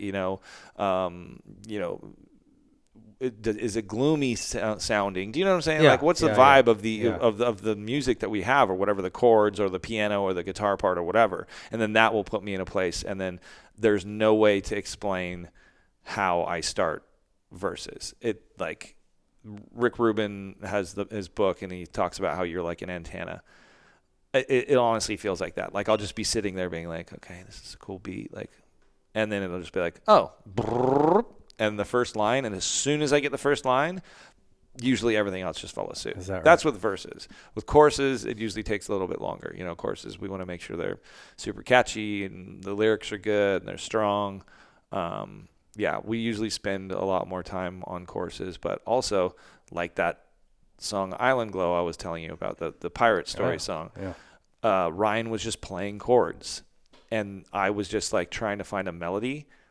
And what you do is so some people just do like blah blah blahs or whatever. I like to just do scratch lyrics where the lyrics are just gibberish. They mean nothing at all, right? Okay. So I was like trying to come up with a melody. Not even trying. The first melody I came up with, I used scratched lyrics, but the scratch lyrics were actually the lyrics that ended up being the chorus. So the first thing that came out of my mouth, the first thing that came to my head became the chorus for Island Glow. And we both looked at each other and we were like, fuck, that was dope. Just sail off, I'm high again, like that part there. Yeah, that just came out of nowhere. There was no plan. I didn't have the fucking pirate idea yet or nothing. I just wanted to come up with a melody. And I had these scratch lyrics that then I heard them and was like, dude, those are dope. And I was like, those were super dope. I'm like, sounds super piratey. We should write a fucking pirate story. Yeah. I hit up Duddy and was like, hey, I'm going to be a pirate. You're going to be a pirate. We're going to write a fucking pirate song. He's like, I love it. And then we wrote the fucking pirate song. So it's I can't explain it. I don't know. It's like a comedian. Where their jokes come from? Where does an author's stories come from? It's just like this wild thing where that's shit just comes to your brain. That's rad. Did you read that Rick Rubin book? No. I love the antenna idea because there's and I think a lot of people have probably had this before. He's saying that you're an antenna and these ideas are going to come to you and you need to act on them. And if you don't act on them, then they're going to go find somebody else. Because it doesn't have to be lyrics. It can be anything. It could be the pooper scooper. It could be the spider fucking catcher, you know? Like, you know how many people out there will be like seeing something on TV and be like, I had that idea. Yeah, but you didn't fucking do anything about it. Yeah. So that idea fucking went somewhere else, you know? Yeah. And it's wild because I had an idea for a music video. And the music video was a man running through a forest really, really fast, shot really, really cool, super sporadic, and there was arrows being shot at him. And the arrows were hitting the trees, but they weren't hitting him. They would not hit him, and he kept running, kept running. Then he finally got to a clearing, and once he got to the clearing, all the arrows hit him. Bah, bah, bah, bah, bah, bah, bah, bah, bah. And then, you know, he died. I just thought it was just like, oh, what a cool, like, visual, right? Nothing about it. Like, I don't know, year later, something like that, Alt J came out. Come on. I told John, our percussion player, that idea like a year ago. Not a year ago. This was a while back. I told somebody the idea, and he's like, "Oh, that's cool." We did nothing. He texted me and was like, "Yo, check this out." And he sent me the video. It's a fucking exactly as you described it. Exact video. I'm like, you got to be fucking kidding me. And then a little while later, I read that thing from Rick Rubin and was like, all right, I buy it. I totally buy it. Wow. Yeah. So maybe ideas are just in the ether and you just got to be the antenna. And if you get a good idea, fucking do something about it or somebody else is going to take it because that idea needs somewhere to go. Yeah. And it's got to find a home. And if it's not you, it'll find somebody else. That's wild, dude. I know. It's Were weird. you like right? tripping out? I was fucking tripping out. Did you call that guy? Do you know him? The guys from Alt J? Yeah. No. Because it was probably, it had to be, their music video director or whatever. Right, You know, somebody else wrote it. Maybe they did write it. That's You know, crazy. Yeah. How do you guys choose your set list for your shows? I'm curious about this because there's been a couple songs that when I listen to the album, I'm like, yeah, it's a good song, but it didn't really like hit me. Yeah. Then I see a show live and I'm like, oh, I have a whole new appreciation. Burn Slow. Yeah. You guys, you started with that. Yeah. I don't know, maybe it was 2 years or whatever the last tour was. Yeah. Yeah. And seeing Burn Slow in person, like live. Yeah. Totally changed that song for me. Yeah. So remember when I was talking about like it's our job to curate things or be the chef or whatever. Yeah. So sometimes we'll have songs that like don't really like crack off. We're like, wait, that didn't like people don't really like love this song. That's so weird. We all love this song. Why isn't that working, right? We'll be like, all right, let's put it in the set. We'll put it in the set and we'll watch the streaming numbers go straight up.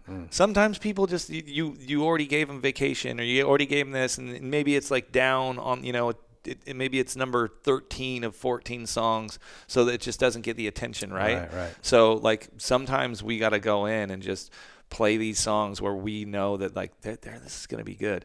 And I think people are going to like it. So we've actually seen songs that have kind of been dead in the water jump up streaming wise because we started playing them again.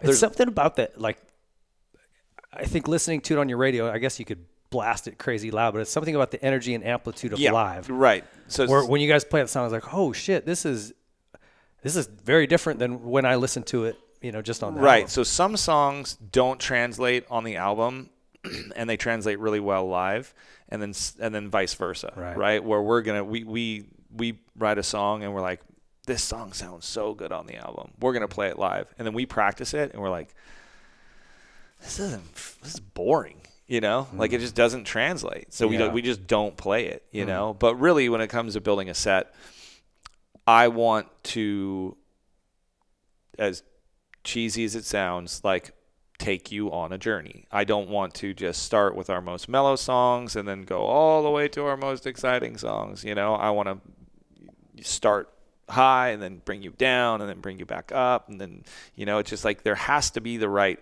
feel of energy throughout the night. And I don't know if you've ever seen shows that have gotten, a little boring for too long or just a little too much for too long, right? Like I don't understand. Like I totally respect EDM and producers and DJs and stuff like that, but like I could not go watch a DJ for an hour and a half. I'd just be like, oh my God, it's just too fucking much, right? So it's like I don't want that, but I also don't want like our mid-tempos that we might put in the middle to give you a little break to be too long. So it's like because what we've realized is like people come to our shows to party, right? Like it's a party. Yeah. So we really want you to party. But at one point, I want to bring it down a little bit. And then I want to bring you can't maintain for 2 hours. Right, yeah. Or just have it like have it be a weird cadence of like super energetic and then super mellow and then super energetic and then super mellow and super, it's like you got to like kind of find the right time of maybe 3, mid-tempo songs back into like a song that's a little bit more exciting, and that's how we can end it. So it is like, it's kind of this art that you have to figure out. And then also you can't play the same songs all the time. That's like, we're at the point now to where we have like a lot of hits and we have a lot of popular songs to where our fans were like, you guys are playing the same set. It's like, these are all the most popular fucking songs. Like, these are the songs that everybody listens to. Yeah. Like, okay, fuck, we'll listen to you. So but then we did realize like, all right, you know what, you're right. We have been playing like these large group of songs for a very long time. So we pulled some out, we put some in. We're still playing the hits, but we've changed up the set in a good way, I think, this year. That's probably hard though, because you don't play some big hit, and people are like, "Dude, you didn't even play, this." Yeah, you'll never make everybody happy. Yeah. Speaking of Bird Slow, I know you guys have a Scott Weiland reference in there. I'm going to see STP tonight. Who's singing? No idea. Not Scott Weiland. I mean, no shit. I don't know. Cool. But rad. Some friends of ours, a friend of my wife, her husband is the lead singer for Extreme. Do you remember that band from the 90s? I don't think so. More Than Words. They had like one hit. Wait, I totally know that song. That dude is going to play tonight with them. Oh, sick. And so his wife is my wife's friend. Anyway, I just thought that was funny. As I was pulling this out, I'm like, Scott Weiland. Yeah, Red Lights was the other one. I thought, that's a good song, but whatever. When I saw it live, I was like, it goes. Okay. So you guys have obviously share a manager. We talked about Cheese with Sublime with Rome. You guys have toured with them. You do all kinds of stuff with them. How gnarly is that, being like touring and being buddies with Eric and these guys in this band that literally inspired you to start playing and writing music? One, they're no longer a thing. Oh yeah, I heard Rome's out, huh? Yeah, but he's gonna do fucking great. Is he gonna do his own thing? Fuck yeah, it's gonna be sick. They're rad. Yeah. It's Bradley's son now singing. Is that what I heard? Yeah, that's what's going on. It was very surreal. Like being such huge fans of Sublime, and like really them being the band that like made us become a band. We never thought that we'd meet Eric or Bud, or get like props from them, or like sit there, chat with them or whatever. And like, and they started that genre, really, right? Oh, 100%. Okay. I mean, maybe no doubt a little bit. You could argue that like maybe even like like the Police was kind of like blending that, but no, it was Sublime. Yeah. Sublime was grimy, Sublime was street, they were putting nobody. Yeah. 311, maybe whatever. 311 is awesome too, but it was crazy. And then Eric is just like the last rock star on the face of the planet. There's no rock stars anymore, right? It's fucking bullshit. Either people are like taking pills, or like there's nobody like really doing rock star shit. And every night before, like, our trailers or our tour buses would always be right there, and I'd see Eric all the time, and he'd be like going to stage and be like, "Do you want to hit a DMT pin?"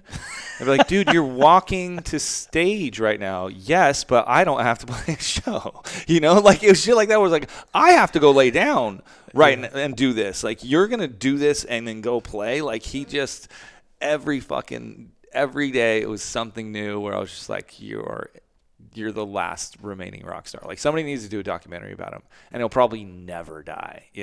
He's just like, that guy's that's such a legend. So he's exactly the persona you think. Yeah. He was like the only person I've ever met where I was like, oh, you're a real rock star. Like, you do rock star shit. Like, nobody can ever find him. He's he's a unicorn. He rolled in. I didn't know it was him when I was managing Troy's team. He had like a little RC car track in the back of his property there. Yeah. And I'm responsible for all this shit. We have $1 million semi sitting back there, and this bitchin' white Mercedes-Benz rolls up. This dude gets out, looks, you know how Eric looks, like just kind of grimy. Yeah. Smoking cigarettes, and he's got a kid with him, and they're climbing some crazy hat. Yeah, they're climbing on top of this sea container, and I'm like, who is this, and what are they doing, you know? And I go up front, hey, Troy, are you expecting anybody? There's a guy back here, like, smoking cigarettes, climbing on top of our shit. He's like, oh, yeah, sorry, that's Eric from Sublime. Yeah. Oh. Yeah, I'll let him do whatever. All right. Yeah. Yeah, he's going to be just fine. Anyway.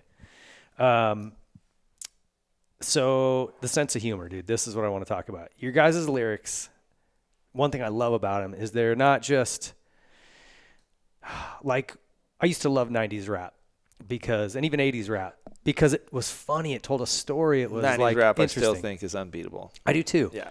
And I feel like, and maybe I'm just the old guy yelling at the clouds now, but from like mid 2005, 6, 7, 8, whenever, somewhere in there on, there's just no more good hip hop. There's no more good rap. Sure.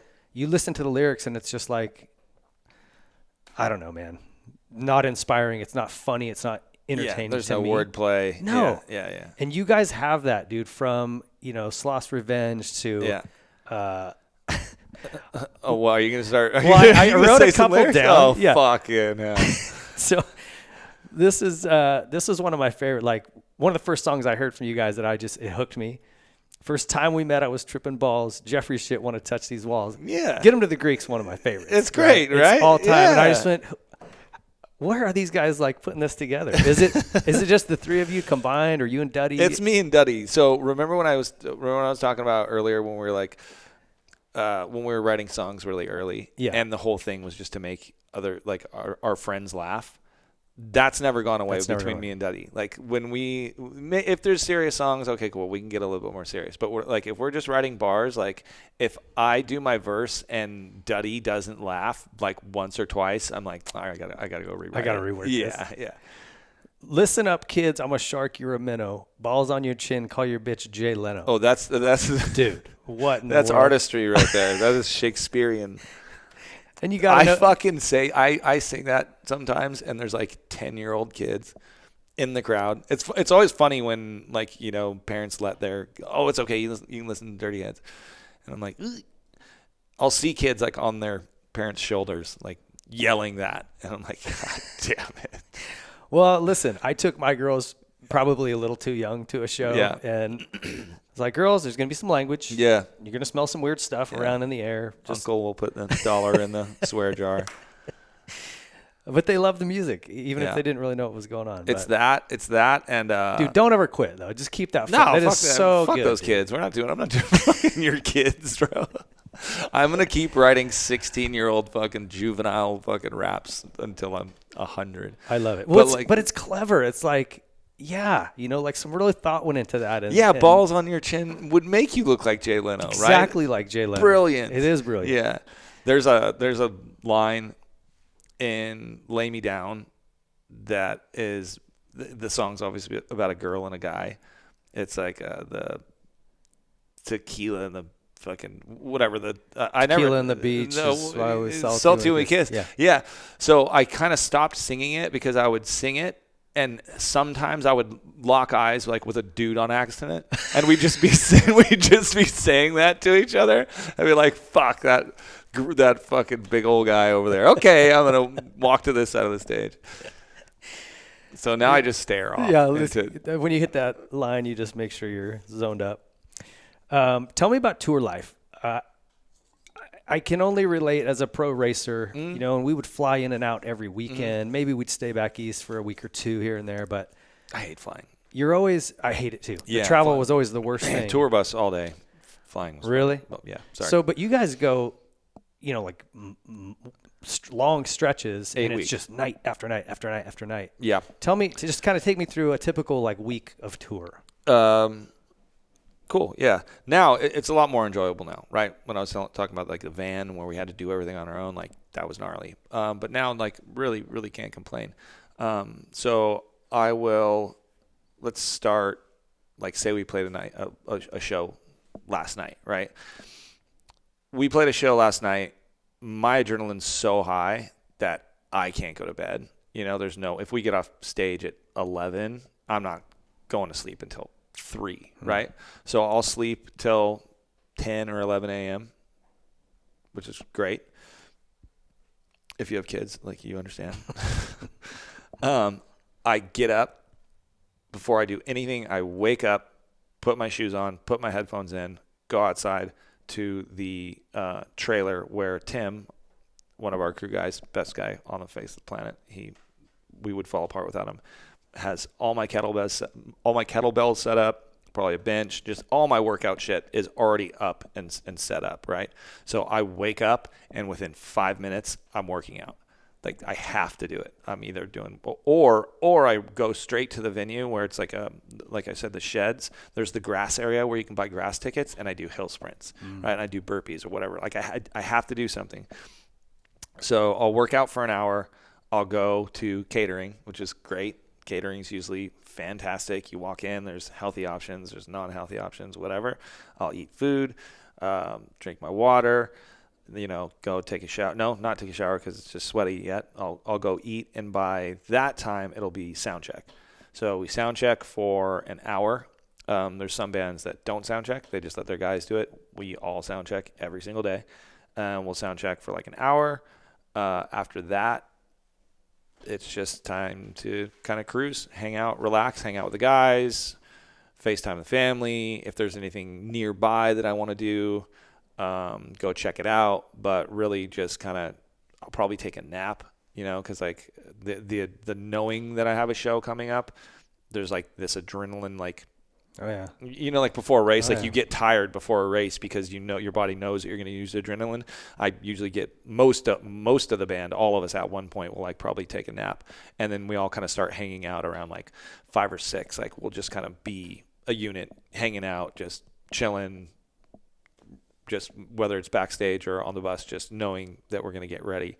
And then by like 8 or 9 o'clock, like everybody is definitely together in the bus, warming up. I'll warm up with our horn players. Dudley will warm up in the back. The drum, everybody starts warm up for an hour, and then just cruise and dick around in the dressing room and just kind of get pumped for the show and talk to the guys. And then right before, Sean, our keyboard player, every single night writes this like lore, this like medieval Renaissance fair, like hilarious. I've heard some of those, yeah. So he'll do that. Everybody will take a shot. I take a shot of ginger because I don't drink, and then we fucking go crush, And that's mainly it. And then on days off, I go like I like to go eat. I'll just try and find the best restaurant, and like I won't even invite anybody. I'll just go alone because it's always easy to get like one. Yeah. You go to a crazy restaurant. You're like, do you have a spot for one? They're like, yeah. So I'll just like go on a solo date, and I used to think people like that were so lame. Like, what are you doing eating out like by yourself? Like, take it home. And now I'm like, fuck yes.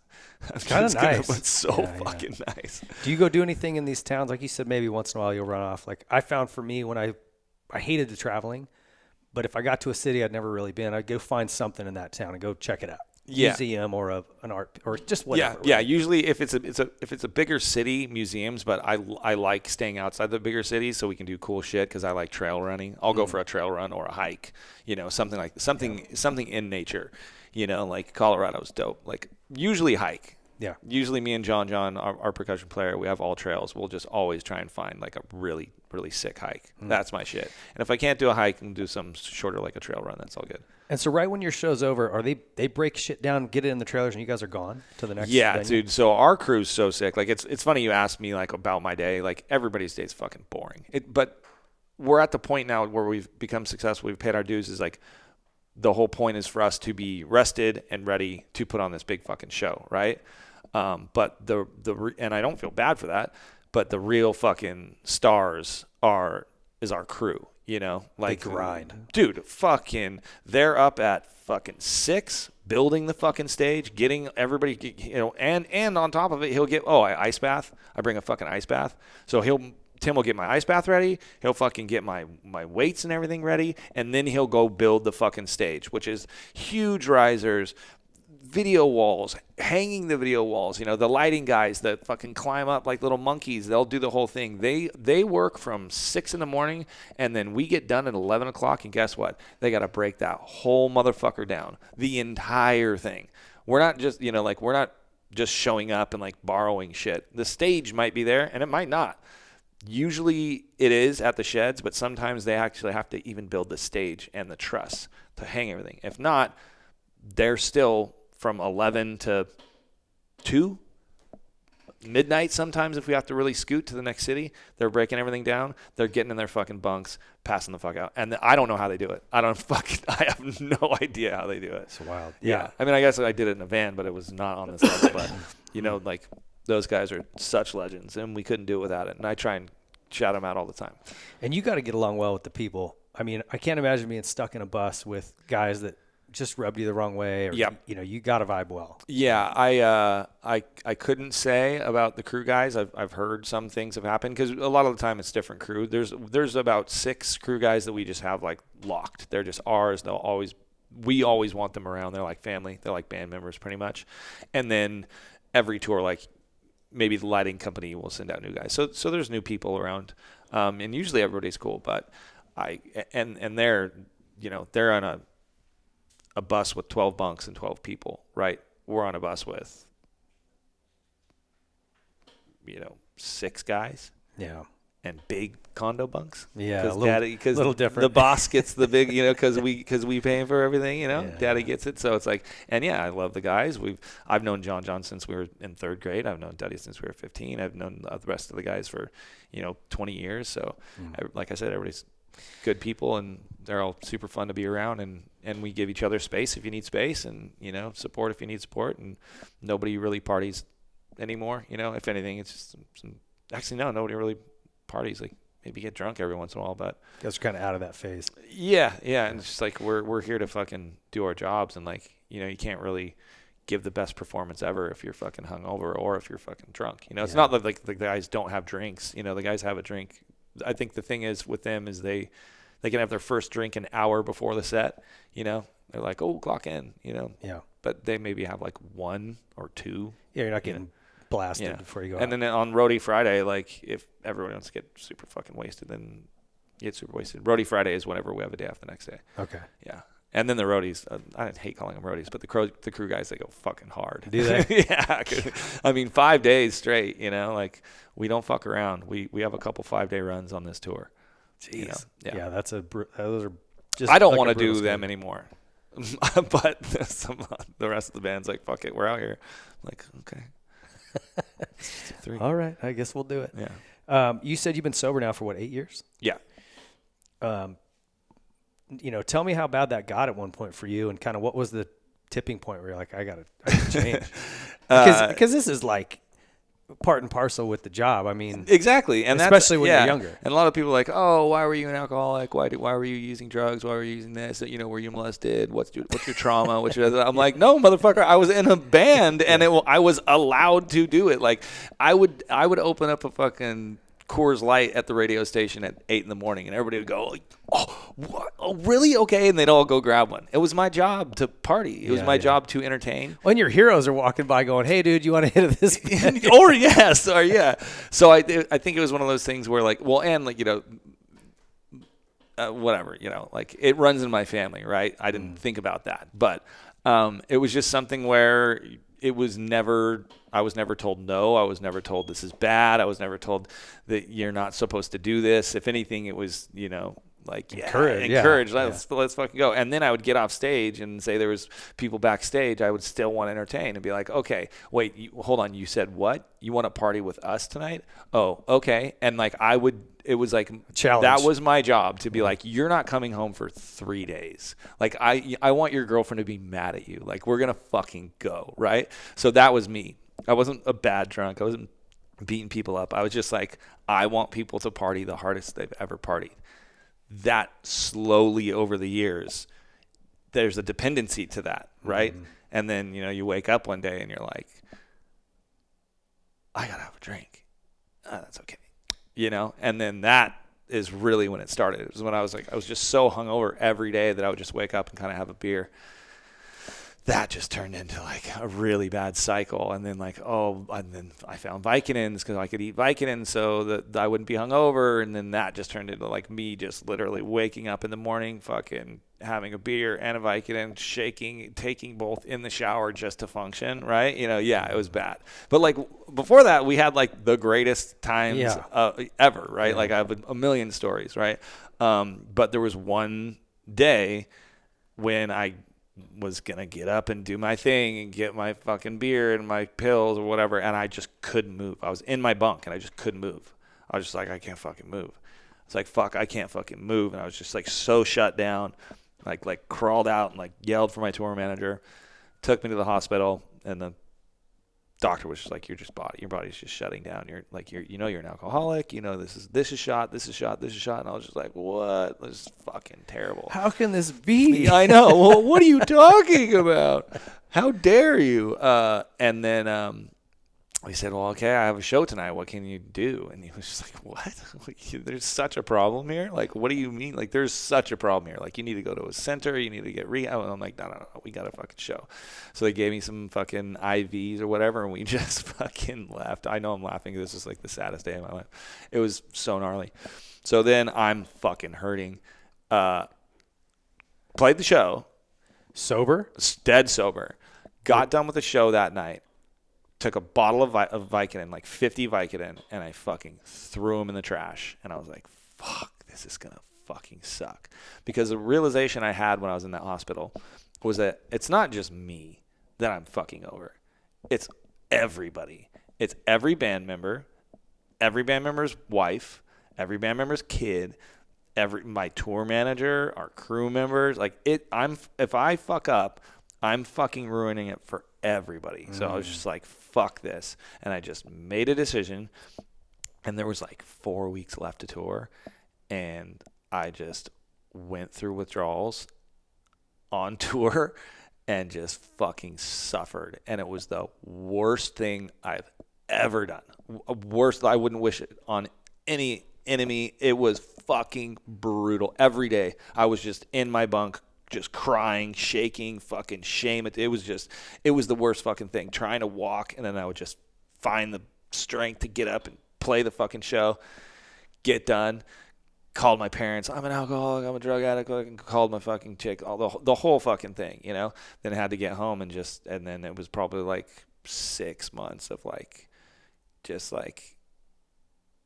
kind of, oh no, actually, you know what happened? It was like 3 months of fucking still sucking, and I didn't know what to do, and I was like, I'm not going to go see somebody, I'm not going to go to this, whatever. And my buddy of mine, Ian McCall, he's an ex MMA fighter, UFC fighter. He was like, hey, I heard you've been having some trouble.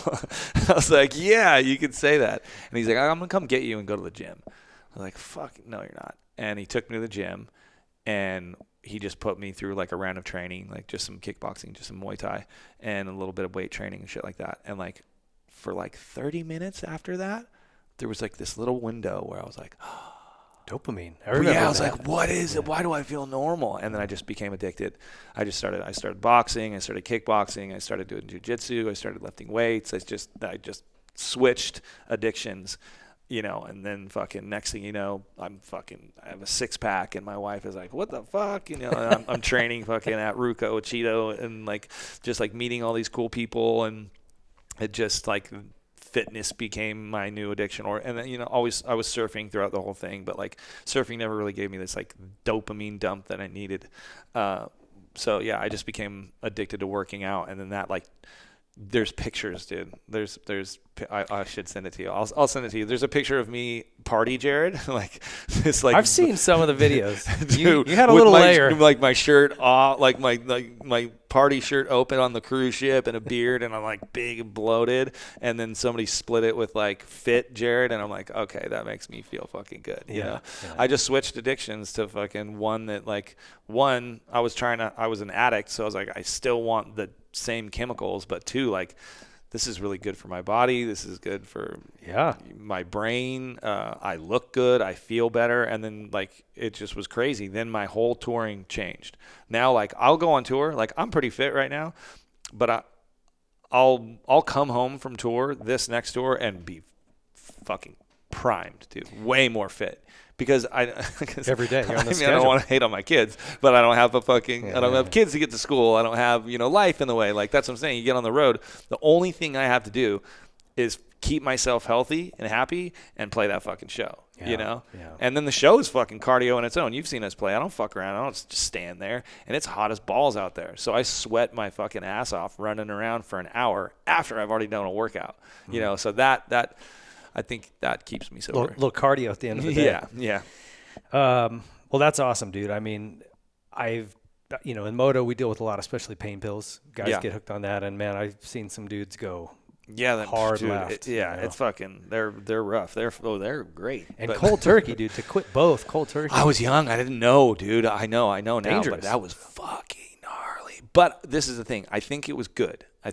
Because it was so fucking heavy that I was like, well, I'm not going to do that again. Yeah. You know, if somebody put me in some like nice bougie rehab center and I got massages and fucking smoothies and did yoga every day, do you know what I'm saying? Yeah. Like I'd probably be like, maybe I'll dabble again, you know, right?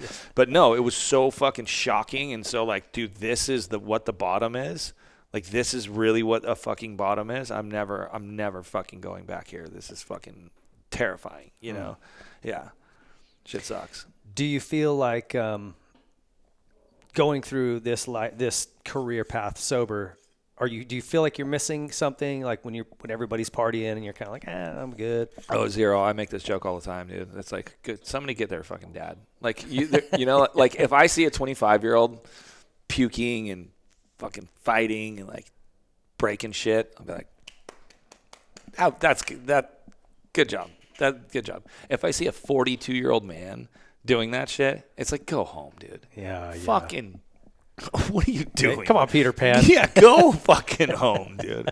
You know, have a couple drinks, party, do whatever you want. But like, I just went so hard. Like, I went so hard for so long. And I didn't just start when we were, you know, in the band. Like, I started, you know, drinking and smoking at 14. You know, I was doing acid at 15. You know what I'm saying? Like, I started super early, so I feel like got it all. I got it. Yeah. And if I do need anything, like I have zero problems with plant medicine. I have zero problems with psilocybin. I've done therapy with plant medicine. You know, like if I need to go eat some medicine or eat some mushrooms and go on a hike, cool. If I need to go see a shaman and figure some shit out, cool. It gets it out of your system. But like, there's just no more. Have you found that to be helpful, like the whole DMT thing? And yeah, I have. Yes, for me, because so after I got sober, like, there's a lot of therapy and like then they start asking about shit and then you're like, what? And then you're like, am I fucked up? And like, do I have trauma? And then talk therapy is just all this whole hamster wheel of weirdness, right? But when I found plant medicine, it was just like the truth. It was like, hey, it doesn't fucking give you the choice. It's like, hey, here's why you do these things. Maybe it's because this when you were a kid, maybe whatever, right? But it shows you the fucking truth, and then it makes you deal with it. And I think that's why people are so scared, because it fucking sucks to deal with shit. But plant medicine will just fucking make you fucking deal with it and make you fucking face it, and that shit sucks. So it might be really hard, and then wrap it up and then be done with it, you know, rather than sitting around for fucking couple years talking, you know. And I'm not saying there's anything wrong with talk therapy. It didn't work for me, you know. Plant medicine definitely helped me kind of get out the demons. Wow. They don't cure it. They won't cure it, but it'll get them out. Brings it to the surface to deal with it. Clean the fucking house, make you deal with it, and then it'll put you on the path to be like, okay, now it's up to you. Don't fuck up. Or stay vigilant, you know. Don't go back to bad habits, you know. It's not going to just make everything perfect, cure everything for you. Well, that's awesome. Well, I'm stoked that you made that change. A lot of people don't, and it doesn't end well. So. Hey, thanks, man. You've done some really cool collabs with different people, you guys. Who do you want to work with right now, if you could do a collaboration with anybody? Do you know who Run the Jewels is? No. Oh, fuck yeah. You don't think there's any good hip-hop anymore? Really? Run the Jewels. Run the Jewels. But, I mean, they're kind of OGs. But, yeah, Run the Jewels is this guy, LP and Killer Mike. And I feel like you're going to fucking love him. LP has been one of my favorite rappers since I was a kid. I would love to do something with either LP or with Run the Jewels. Duddy really wants to do a song with Willie Nelson. That would be super dope. Yeah. Yeah. I think those two are probably the top between me and him. Is that something you guys think you can pull off? I mean, how complex is that to get that done? I don't see why we wouldn't be able to do the Willie Nelson thing. You just have to ask. There's no way that we couldn't get to either of them. Yeah. You know, it's just like sometimes like you don't want to ask because all they have to do is say no. You know, it's too easy. And it's and I'm like, I fucking never meet your idols type thing. I'm like, yeah, but what if he says no? You know, but what if he says yes? So I don't know. We're not deep enough into the album right now to even know if we're gonna do any collabs. Okay. Yeah. Yeah, and you said, I think I heard you say you've done a couple songs for the new album. We got 3 starts. They're pretty rad. Stoked, yeah, super stoked. Okay. When is that thing? Fall time drop? No, we'll probably write the album fall, winter, and then maybe hopefully the album drop Spring before 20. next summer. Okay. Exactly. Yeah. Spring 25. Okay. Cool. Well, we'll look for that. No promises. Come on, damn it. Best and worst thing about your job, and we've covered a little bit of this. Anything you want to add to that, though? Anything you want to elaborate on? Oh man. Best and worst? I feel like I covered it already. Yeah. I mean, you kind of have. Yeah. Craziest party story that you can tell on here without pissing too many people off. Oh, let's talk about pissing. God damn it. Okay, actually, this will be good for this because as you know, the company Fox, is the company Fox still around? Oh yeah, like Fox Racing. Yeah. Oh, they're gonna fucking hate me. Okay, go. There was a lady. I don't know how we got connected, but they gave us like a tour bus. I don't think it had bunks in it, but it like had this stripper pole in the back and it had this big Fox thing on the side of it, like it was like wrapped in like Fox Racing. The big Fox head looking thing, yeah. Yeah. Okay. And we went on tour for like a couple weeks, and the night before we were supposed to turn it in, which we didn't know, we were partying, and we started partying really hard, and somehow we didn't have a driver. We were driving. So somehow there was obviously a skateboard in. There was this game where you would sit at the back of the tour bus on the skateboard, and then the driver would slam the brakes on, and then you'd shoot down, and then we started drinking, and then it became into like this betting game, and then baby powder came out, and then I was super fucked up, so I don't really remember everything. Somebody else could tell you better, but I remember this. I was doing it on my stomach, and I was going down, and I was just in my boxers, and I was going down. Oh, the guys would stand on the bunks, and they would like throw shit and like whip you and stuff like that. And my buddy Drew just took it to the next level, and they slammed on the brakes, and I went down, and I just remember getting super wet, and I thought, oh, like he's just pouring beer on me or whatever, but it wasn't. Drew was pissing on me. Drew was standing like with his legs like out like this, pissing, and I got shot under Drew while the guys were like antiquing me with baby powder. Nice. Right? And I think that probably turned into like a tussle or me trying to piss on him later or something like that. I can't remember, but we fucked up this bus like super bad. And we turned it in the next day, and the guy that like we turned it into was like, oh, we could drive this thing off of a cliff. Like, we don't care about this thing. We're like, sorry, we kind of fucked it up. And then we got a text. My manager got a text from the lady that like got us in the bus and was like, you guys are fucking animals. I think she might have got fired, or she called us like farm animals or something, or like barnyard animals or something like that.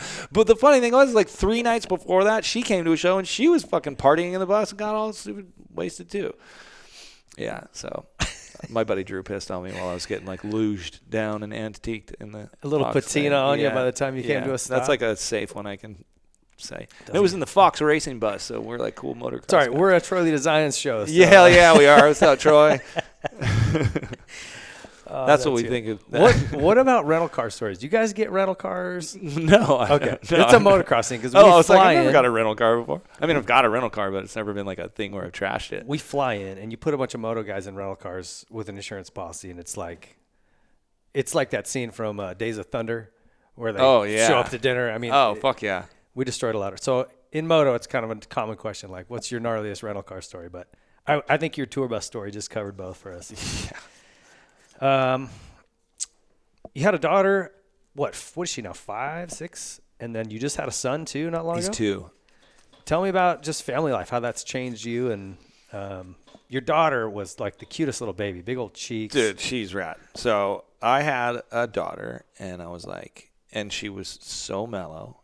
And I was like, this is great, dude. Girl dad? I'm like, I love girl dad. Because obviously I wanted a boy. I wanted 2 boys. I want 2 boys. I want 2 boys. Then I had a daughter and was like, oh, I love this. I love this. She is so mellow.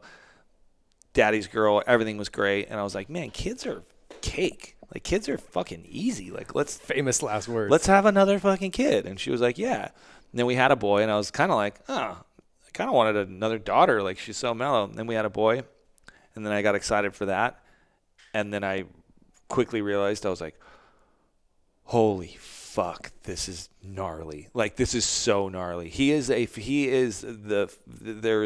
soul of a Viking warrior, and he is trying to reach Valhalla by fucking 9 a.m. every single morning. He'll wake up at 5 and just ready to fucking go.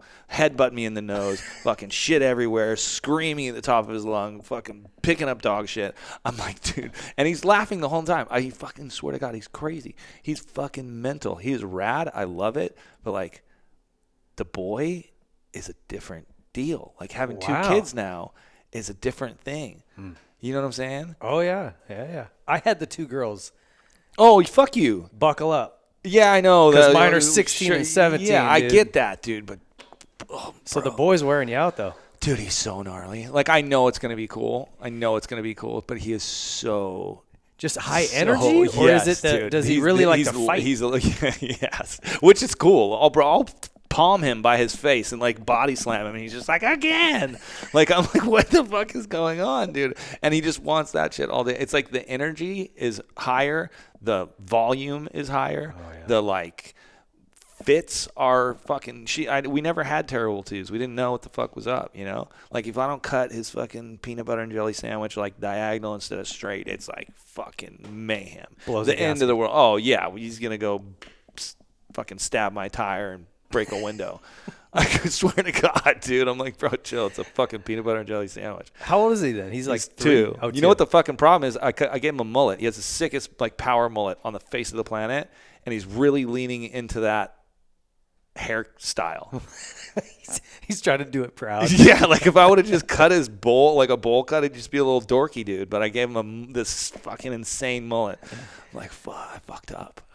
It's rad. You got to get him. Is he surf yet? Like, I know you. No, I mean, he's 2. He kicks the ball, and I don't know. We need to get him a little Stasic bike. Have you seen those? No. I'm gonna send you something. Wait, he has a bike that he, like, walks. So you know the little Striders, yeah. Yeah. There's a company called Stasic we work with that has an electric motor. Oh, and dude, so you can gauge how much throttle you can use. Yes. You can keep it real slow. Okay, no, I love this. But they start at 2. Oh, perfect. We're done. So I'm gonna get you dialed in. I love it. He will rip. Yeah. And it's just you got to give boys, I feel like, an outlet. Yes, dude. You know, yeah, he a lot needs of it. outlets. And I'm like, fuck, hold on, I got like. Get him into jiu-jitsu, dude. Oh, he's going. Okay. Yeah, they start at 3 or 4. There's one right around the corner. He's gonna love it. He's gonna love it. It's gonna make people cry. Yeah, probably. It's cool though. I like it. We've never had him out on the road before. Oh wait, no, we did. So my family comes out every 3 weeks. Okay. We don't go any longer than 3 weeks without seeing each other. It's just brutal. You know, it's gnarly. 3 weeks even is a long time. I mean, for me, say that. I just told you that my kid was eating white dog shit while screaming at me. No, no, because I need to stay in work mode. So it gives everybody a break. And like my wife's super independent. I'm super independent. We like it. We did a tour bus just for the family. Like I got my own, you know, and I was just I felt guilty about not spending time with the band, and then I felt guilty about not spending time with my family, and it was just 2 worlds colliding, you know? When they come out every 3 weeks for 3 days, when I have a couple days off, and then they get to see one show, like they're going to come out in Nashville, right? We have 3 days off in Nashville, then we play Nashville. So I get to see them for 4 days. That's sick. You get an Airbnb, I get to see everybody, and it goes by super quick. And like, yeah, you really kind of got to stay like kind of dialed in. Like, I guess, you know, it's like if your guys is like your season, right? If you're going to be racing a lot, like imagine just like having to deal with a bunch of shit, then getting out of like, you know, like racing mode and then going home and whatever. Like it's nice to just get away and be like, okay, I'm only in show mode. You lock into one thing. Yeah, exactly. I get it. I get it completely. So how long have you guys been married? We've been together for 14 years. I can't believe you asked me this question. I don't fucking know. Oh, I don't want to get you in trouble. So anyway, a while. It's not like she watches this tiny show of yours. I'm just kidding. You're doing good, man. I think we've been married for 7. Yeah. Okay. Let's say that. Ish. 9. Good thing for you though, huh? She seems just like chill. You gotta have for or maybe I don't. No, she's the best. She is. You'll like her way better than me. Everybody does. She is so rad. You have to be a certain type of person to be married to a band guy and be married to somebody that is gone every single year. You have to be independent on your own and be like, hey, like there's been times where she's been like, dude, you need to bail. Like, go on tour. Like, get out of here, you know? And I'm like, yeah, I do need to get out of here. You know, like, we both like our time away, and it's nice to miss each other. I mean, I've had friends that are like, I'm having problems with my chick. And I'm like, when's the last time you spent more than 24 hours away from her? Never. Bail, dude. Get out of here. Tell her to go on a trip. You go on a trip, whatever, you know? So it's nice to miss each other and stuff like that. But she's super cool and super independent, and just she runs my fucking world, and I couldn't do it without her, you know. It's awesome having a partner, that supports me and has always supported me. And you know, I did say at the beginning, I was like, hey, if you're fucking getting on this train, like, so she knew. Yeah, I was like, this is the fucking train you're getting on, so if you're gonna get off, that might not be a good idea, you know. It's a long way to the top, right? Isn't that a lyric? You want to rock and roll? If you want to rock and roll. You're a big surf guy. Without giving up your favorite surf spot, where's the best wave you've ever been on? Okay, so I'm like kind of a poser when it comes to like anything other than like around here, because like I said, I'm gone every summer, right? Like I'm gone every summer. I've really only, I mean, I was in surf class. I grew up on the beach. Like I really only surfed Southern California and Baja. Other than Kauai, and I'm going to Mentawais. So Mentawais, after, let's say, 30 years of surfing, Mentawais will be my first, like, real proper surf trip. All right. But, I've been touring for 20 of them, you know. So where's my favorite wave around here? I'm not going to blow up any spots. You should see Huntington. It's insane.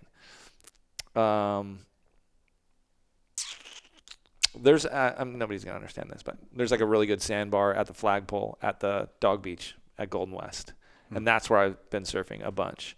Like that was my secret spot for a while. But it's just really wherever I moved. Like I moved to Costa Mesa, so I was surfing Brookhurst more. I was surfing river jetties a lot more. And then we used to go down to Gaviotis a ton in high school. Los Gaviotis is a really fun wave. And then Local breaks, yeah. I don't have like a secret. Why would I give you my secret? Well, no, that's why I said you don't without giving it up. I just didn't know if there was somewhere else you wanted to talk about. All right, well, I'll tell you this. Kalani Rob, I'm going to put you on notice. Oh, yeah, text me back, bro. Yeah, text your guy back. So we're coming for you, Palm Springs Surf Club. We've been waiting for injuries to heal up, but we're good. Now he's going on tour, but when he gets done. We'll play there.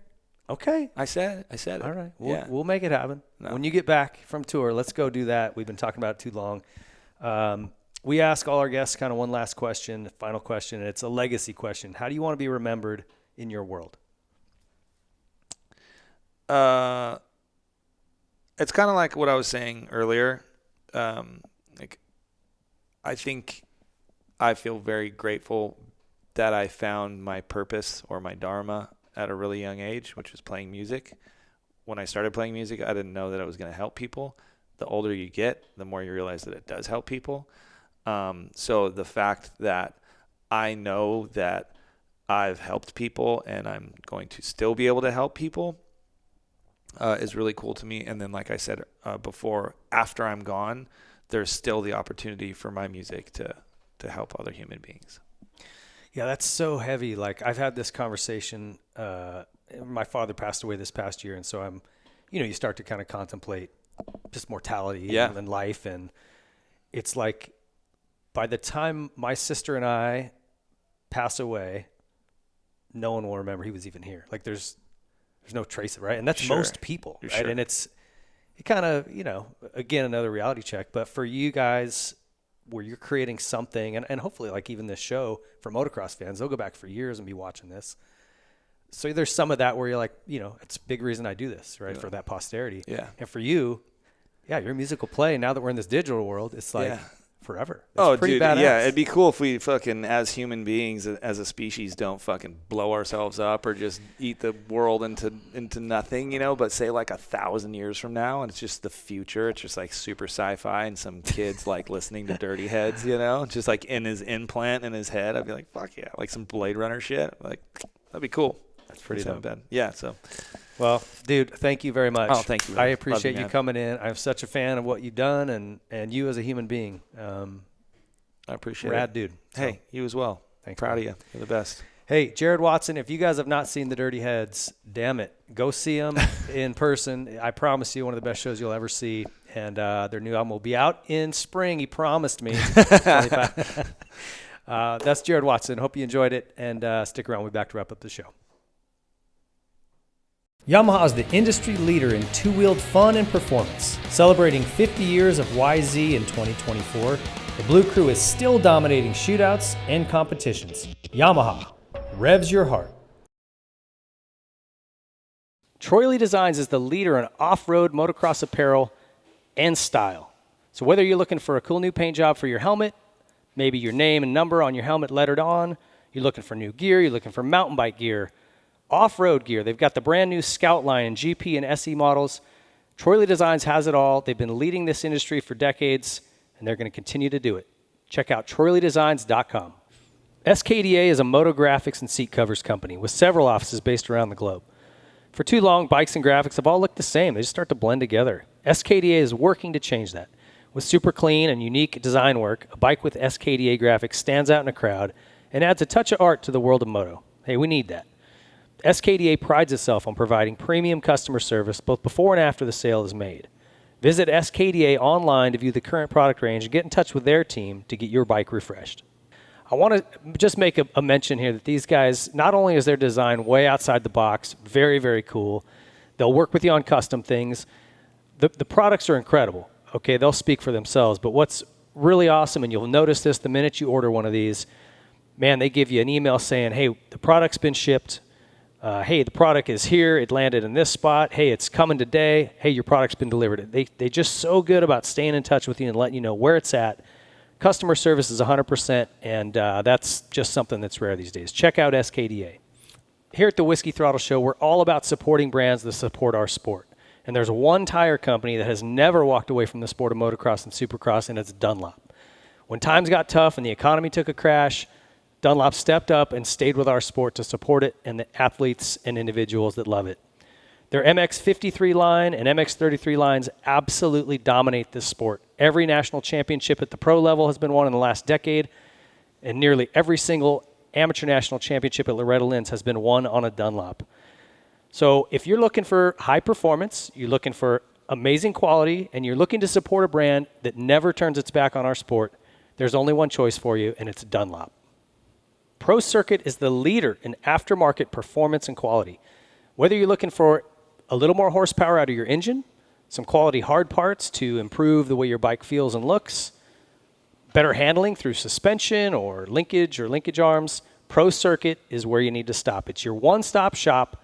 You can go in there and get everything you need to make your motorcycle go from average to exceptional. Pro Circuit's got enough number one plates on their wall to side an entire home. And there's a reason for that. They're very, very good at what they do. The highest quality products with one goal in mind, and that's winning. Check out ProCircuit.com. Nihilo Concepts is leading the way in aftermarket hard parts. With their secondary on-switch device, something that was much needed in this sport, they've been innovating and bringing new products to market. Their latest is the new Nihilo Run Cool brake pistons. They're designed to be stronger than stock and provide exceptional cooling performance with less brake drag. Most OEM calipers pistons are made from aluminum that just can't hold up to the heat and extreme demands of serious racing. When they get hot, the aluminum will distort, causing loss of hydraulic pressure and brake failure. Nihilo's Run Cool pistons limit the area that boiling hot hydraulic fluid is able to come in contact with the piston, leaving 2/3 of the piston volume in open air with breather holes to enhance the cooling ability. It's made of a proprietary stainless blend, which is better at dissipating heat. You have issues with brake fade or brake failure, check out Nihilo Concepts among their many amazing hard parts and carbon fiber parts and titanium. NihiloConcepts.com. Seat Concepts is the leader in motorcycle saddles. If you're looking for a new cover or a new seat entirely, Seat Concepts is the place to go. They make custom seat foams catered to your height, weight, riding ability, riding type. They also have waterproof covers and foams that will not break down if you ride in a lot of inclement weather. And they pride themselves on being much more comfortable than OEM or any other aftermarket company. If you're looking for a new seat or a new cover, Seat Concepts, there's nothing better. Need to replace something on your bike that's worn out? Look no further than ProX. These guys aim to make everything OEM quality or better at an affordable price. And they've also got some new products coming. So right now, chains, sprockets, anything inside the engine internally, air filters. If it wears out, ProX makes it, and they make it at a quality level that's OEM or better. And they've got some new things coming that are awesome. A complete engine rebuild kits for the Polaris RZR 800s. Need to replace something on your bike that's worn out? Look no further than ProX. These guys aim to make everything OEM quality or better at an affordable price. And they've also got some new products coming. So right now, chains, sprockets, anything inside the engine internally, air filters. If it wears out, ProX makes it, and they make it at a quality level that's OEM or better. And they've got some new things coming that are awesome. A complete engine rebuild kits for the... If you've got a little Grom that's looking to get started in the motorcycle world, the best way to get them going is on a Stasic bike. They've got multiple sizes, so from your very young Groms to those who are a little more grown up, you can start them safely. They've got controls that allow you to control the speed so he can't get going too quick. They can touch the ground. There's not a lot of noise to distract them. It's the perfect way to get your child involved in motorcycling at a very young age. And if you've got a kid who's already out ripping, there's series popping up all over. For those of you in Southern California, go to www.ameminicross.com and join their local series. If you're outside of this state, contact your local track and ask them about starting a Stasic class at your local track. Get over to Stasic.com and check out all they've got going on. Moto. And finally, last but not least, Specialized Bicycles. If you are in the market to start pedaling, this is where you want to start.